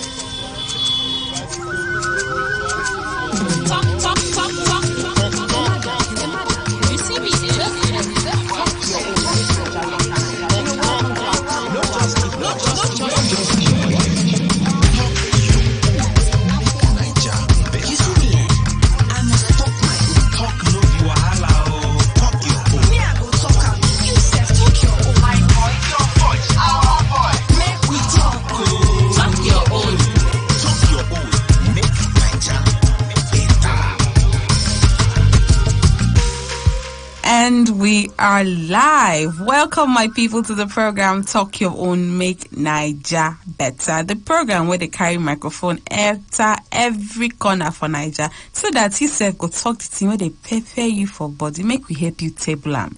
My name na Ekpedeme, aka Super. This is the week of Salah, so I just want to say Baka de Salah to everybody where they do the Ramadan fast. Now this Salah then they share meat. I know we ask that question every time, but is it this Salah? If not this Salah of my people, oh yeah, you know what to do now. As usual on the program, we shall focus on something that worries the minds and thoughts of every family. Something we can't possibly discuss too much. But before then, let's listen to this. Welcome back. This is your boy Blaze, and I'm here with Mr. Jason, our social media expert, and he just told us why the COVID-19 vaccines have issues. Mr. Jason, is it possible to... Oh, sorry. Looks like we have a caller. Hello? My name is Chloe. Hi, Chloe. My question is to your guest. Please go ahead. Where did you get all this information about the COVID-19 vaccine from? Well, you know, as an influencer with over 500,000 followers, I have access to various blogs and pages. Wait a minute. From blogs? Of course. Oga presenter, you you shock Abi. Mr. Jason, you be doctor. Are those blogs run by the NCDC, WHO, or MPHCDA? Well, I mean, no, but I mean... Stop sharing lies about the COVID-19 vaccines. You're putting lives in danger. Authentic info on the COVID-19 vaccines can be got from the WHO, NCDC, and NPHCDA websites. So, protect yourself, family, friends, and community from COVID-19. Get vaccinated sharply. Do it for love. Do it for love. Do it for love. Talk your own. Talk your own. Talk your own. So sharply like this, let's take a look at what we have today on the show. Back in the year 2015, the Violence Against Persons Prohibition Act was signed into law, carrying a life sentence for convicted rape offenders. But according to Amnesty International, a body where they look into human rights matter, then talk say 11,200 rape cases were reported in Nigeria in the year 2020, including children raped to death by the rapists. This number, of course, it don't change by now, but may I ask, why does the case still remain high? If they talk say for 2015 they don't sign law where they say you go life imprisonment if they catch you, but yet the number still dey high. How strong is the legal framework for tackling the menace in Nigeria? And by legal framework, I talk about the law, the police, and the courts. Today on the program, we will be listening to a town hall meeting we did in 2016, just a year after signing the law against rape in Nigeria. Make we find out if the discussion that time still remains relevant and valid to what the situation is today. Let's listen. Your own. On the panel to discuss this issue are the Assistant Commissioner of Police, Plateau State Command, Giogon A. Grima, of the State Criminal Intelligence and Investigation Department, JOS. Jumai Madaki, State Coordinator, Women Trafficking and Child Labor Eradication Foundation, Watcliffe, and Deputy Director, Child Welfare from Ministry of Women Affairs and Social Development, Joseph Dang Gwaisam. And in the whole are Nigerians from different walks of life. We don't come to chook mouth inside this very important matter. We also have children in our midst, and they've come here to, in their own way, discuss the matter. You're all welcome. Most times, talking about rape can be a very difficult topic. Stigmatization makes it very difficult for people to come out and talk. However, in the hall, we have some people who are victims of rape. Their experiences may be very graphic, but we have to hear them. I was staying with my aunt at Abuja. Her husband is a policeman. He has been making an attempt to sleep with me. I reported to my auntie, to my church, and to my neighbors. But my auntie did not make any attempt to her husband. Later, she was saying that I was lying to her husband. So it was around 1 a.m. when he came to our room with knife and said if I did not allow him to do what he wants to do, that he's going to kill me and kill himself. He raped me. He was taking me to where I don't know. So when one of our neighbor came out and I shouted. Thank you very much for sharing your story. So I have another person here. She's a grandmother to a victim. I would like you to quickly share your story. I'm here to chook my mouth for this matter for my grandchildren. Well, he normally invite them to his room, and he will, just like the children said, he will buy biscuit, buy things for them, and he will start fingering them. From there, he will remove his cloth and change another cloth. Then he will start using his bum to their bum. How old are these children? The elderly one is 8, and the small one is 6. Thank you. Thank you for sharing your story. But let me ask you, Joseph Gresham, now you're from the ministry. How does it make you feel that in 4 months, the state reported 50 cases of rape? I feel mad. I feel worried because it's an abuse to humanity when an adult is raping a minor. And that has been the concern of myself and the entire staff of that ministry. So what have you done about this? Right away, we have embarked on sensitization visits in the 17 local government areas. So who are you sensitizing? Sorry, we are sensitizing the entire community members. Sorry, can I just ask again? Now, you say you're sensitizing the people. On what exactly? On the evil of rape in the state and in the country. Now, Jumai, life imprisonment for rape offenders. That's what the law states now. Do you think the law has made adequate provision to punish offenders? Well, I would like to start by saying that the whole institutional setup is not efficient. I want to say it's garbage because there's no result. You know, I expect the ministry to be more proactive. This is something that has come on. The commissioner has said it. You know, we don't expect just who are sensitizing. The law says you must have a witness. Is this done openly? If you're raping me, will you do it on the street?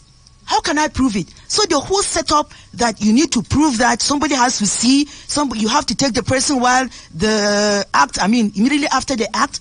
How many times do you get to catch these people red-handed? Maybe at this point I should bring in the police. You're gone. You know, cases of rape, the investigations involve a lot of technicalities. Immediately a case of rape is reported, the first thing that is expected is that the scene of crime should be secured first. And immediately the victim is moved to a certified medical center. So you have to go to the hospital. Definitely. To check the victim. Definitely. Why do you have to take them to the hospital? Rape has to do with the use of force and unlawful penetration. The medical expert will have to check and certify that actually that act took place. And these are the evidences. Okay, well, at this point, I need to go to the audience. Do you think this procedure is good enough? We have somebody's hands right behind. Okay, my name is Fabong Jem Chang. I'm a consultant family physician. Now, well, when the patient comes into the hospital, in most of the instances, the evidence have been distorted. That is the truth, if we are to tell ourselves What do you mean by distorted? Probably the victim has been washed. Probably the victim had taken some medications. Take, for instance, the time through which this matter is reported is very important. Very important. If somebody comes after a day, 2 days, 3 days, my hands are tied to the back and I'm meant to just report what I have seen, which is why it's always an alleged matter. My name is Gwamkert Gwamji. I sincerely feel the process is cumbersome. It's deliberately done to kind of glorify or protect the rapist and further victimize the victim. So I'm back to you, officer. You brought up this issue of the procedures that one has to go through, and then you mentioned going to a medical center and all. We talked about the issue of people coming to report cases, and earlier you said just 13 that the police has handled. So why do you think that people are not coming to report cases to the police? For me, I want to believe that maybe family influence might be one basic reason. There is this stigma that people believe that is always attached with such type of instances. Could it be the attitude of men of the police, perhaps? I mean, we hear of cases where women are raped and the police antagonize them for how badly dressed they were. Or, they have this popular question that they say, wait till you go find there. Well, that does not form part of our investigations. Let me ask you, is it safe for you to go to where there are dry grasses and begin to play with naked fire? I don't understand that question. What might prompt such type of questions from police officers, as you said, might likely be that if somebody is brought in to the station as a victim of rape, you first of all look at the victim. Really? I'm coming. You have to assess. Excuse me. Maybe this lady has gone clubbing. What is their posture of dressing? Really? At those places. So your dressing has a lot to do with, of course, whatever happens to you. Yes, but it does not exonerate the criminal. Really? You understand me? Okay, wait. It's just like we need to hear from people. A lot of people's hands are up. So there's a lady there behind. My name is Mildred Bako. I honestly do not agree with what the policeman is saying because I feel that there's no justification to rape. If you say that, okay, because of the way the lady is dressed, what about people that rape infants? How are they dressed? Is it the pampers they are wearing that is seducing the man or what? Okay, my name is Margaret Choji. Just like the police officer has said, it reminded me of a friend of mine who was raped back then. When they got to the station, they said the girl is up to the age. She's not a child anymore. She was 16 then, but they said she's a girl.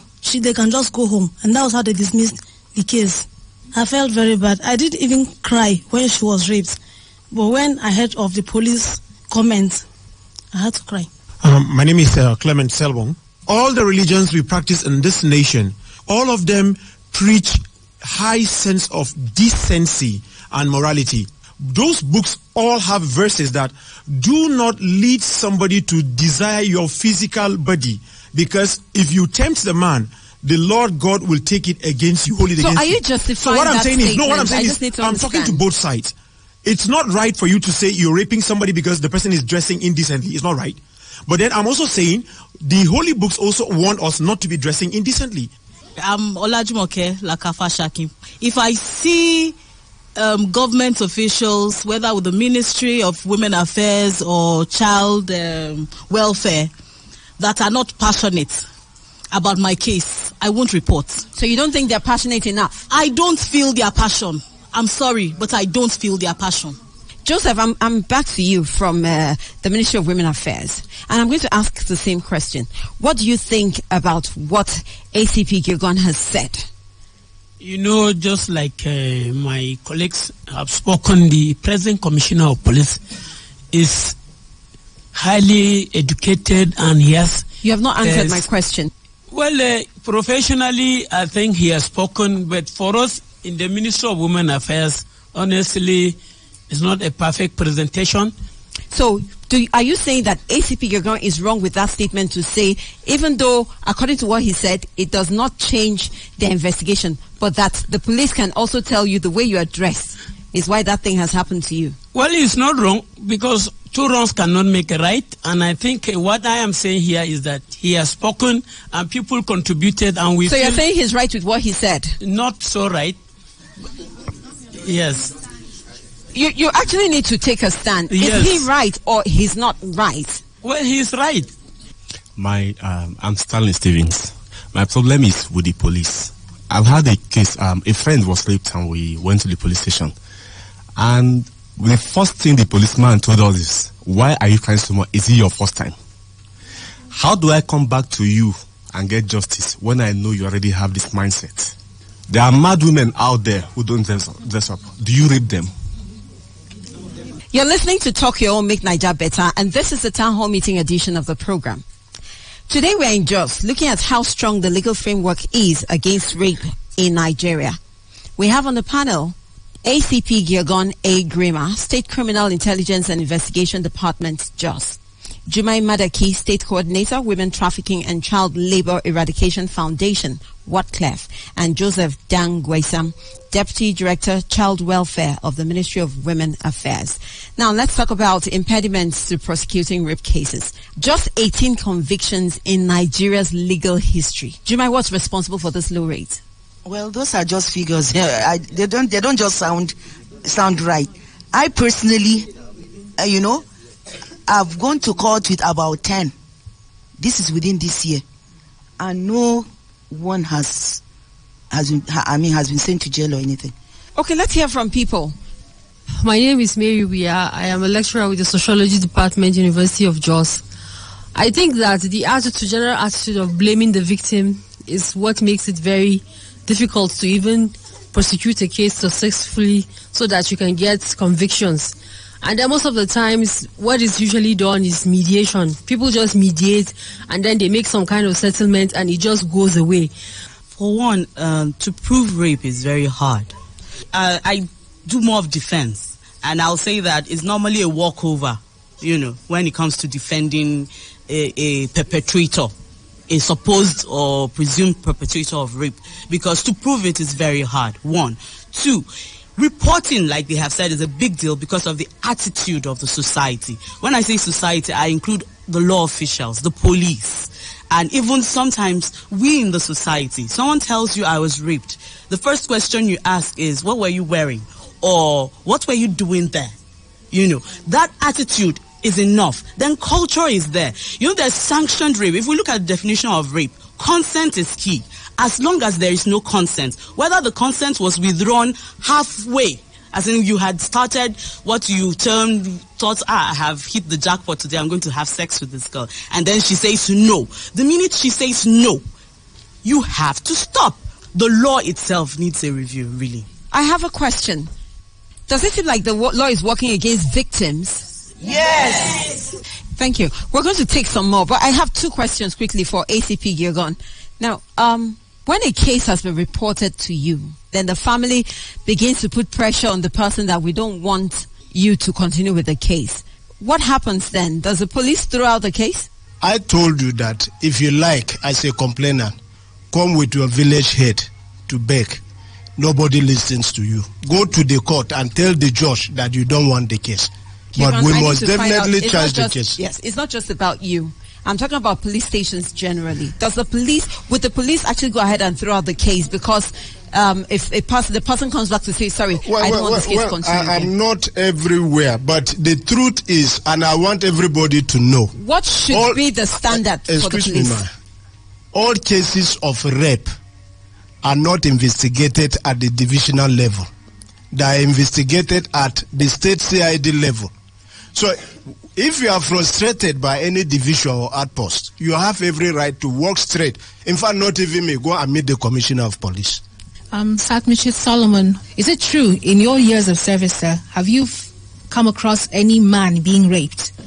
What is the procedure of proving that a man was raped? Because the law seems to be targeted at the women. We have to show proof that we've been raped. The definition of rape has to do with penetration.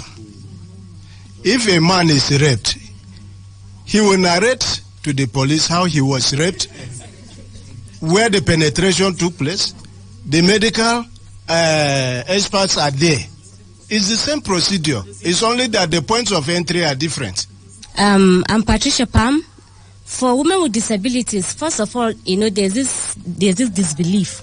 It's like women with disabilities will hardly face rape, but they do face it on a daily basis. As a person living with disability, do you think that the level or the rate of cases of rape amongst persons with disability, how high is it or how low is it? I would say it's high, but the reason why the society does not know about it is because there is a big silence that goes with rape in the disabled community, because in the first place there is stigma in the first place and you are disbelieved, and then you have to prove your case beyond reasonable doubt. Well, my name is Yaro Dusu. A bill was passed into law and the implementation is very poor. They are not doing anything about it. Do things need to change? Yes. What needs to change? to basically make the legal framework better? I'm Hudungyang from PRTV. I think society's attitude towards women needs to change. If we change the law, how are we sure that things will actually change without changing our attitude? Thank you. Yes. Legal reviews is a must. Legal reviews. Thank you. Institutional change, women affairs, police, the courts, Ministry of Justice, social workers. It's not just the law, it is us. We must change to make the systems work. Both governmental and non-governmental organizations should create enlightenment so that girls would have a voice. Sometimes fear in the girls out there make them not to be able to speak out. The enlightenment will give us a little of courage so that we can speak out, our voice will be heard and will be helped out. Okay. I think that because of the way that people perceive rape, there should also be local rape centers, crisis centers, where people can quickly report so that they can get some kind of first aid, they can kind of get the support that they need, and then also know immediately what appropriate measures they can take, the next step, so that they can quickly be able to establish that yes, there has been a rape, so that we can be able to get some of those convictions that we want. Thank you. We come to the panel. Let's start with you from the Ministry of Women Affairs. Well, I see it. We talk about poverty, and as a Ministry of Women Affairs, we open more skills and give more vocational skills to the jobless ones within the society. Are we talking about the victims or the offenders now? It's a parental issue, but we are talking of the victims now, because I think the victims need to be empowered. Let me talk with Jumai Madaki. What needs to change to basically make the legal framework better? Well, I think my first query about the law as it concerns rape is that issue of having a witness. Who saw it? Is there sperm inside? Is there penetration? You know? So if it can be lighter, the better. But if people can be more passionate about it, because if you hear it, you mustn't wait for the person that is affected to report. I think we can be each other's keepers. And now, ACP Gyorgon, what needs to change in the police institution to make the legal framework better? Somebody spoke of or talked of training. We need it at all levels. That is one. All of us here have agreed that the law needs to be revisited, but nobody is saying how that will be done. You could propose. Yes. Law is done through legislation, and legislation is done by legislators. When have we ever gone to these legislators and tell them that so laws have loopholes? If all of us can march to the senator representing our senatorial zone and tell him this is what we think is a problem with this law, I think something will be done. But just so you know the laws have actually been passed at national level. It's just for the states to domesticate. Okay, who is this state?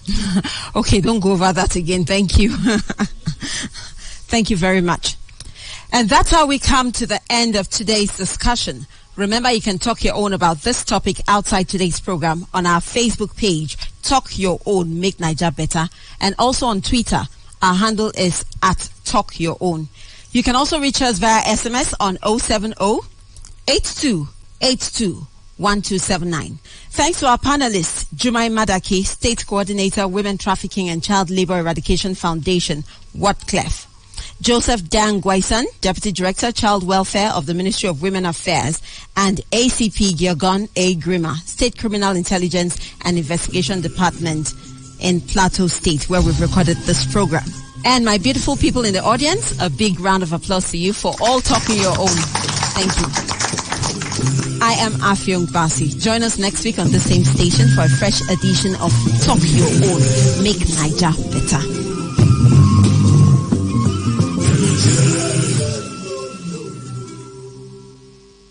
Talk Your Own is made by BBC Media Action Nigeria.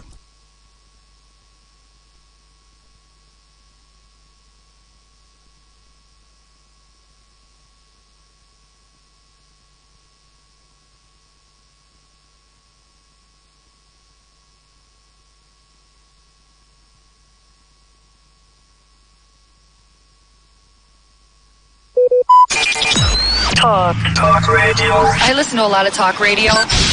95.1 FM.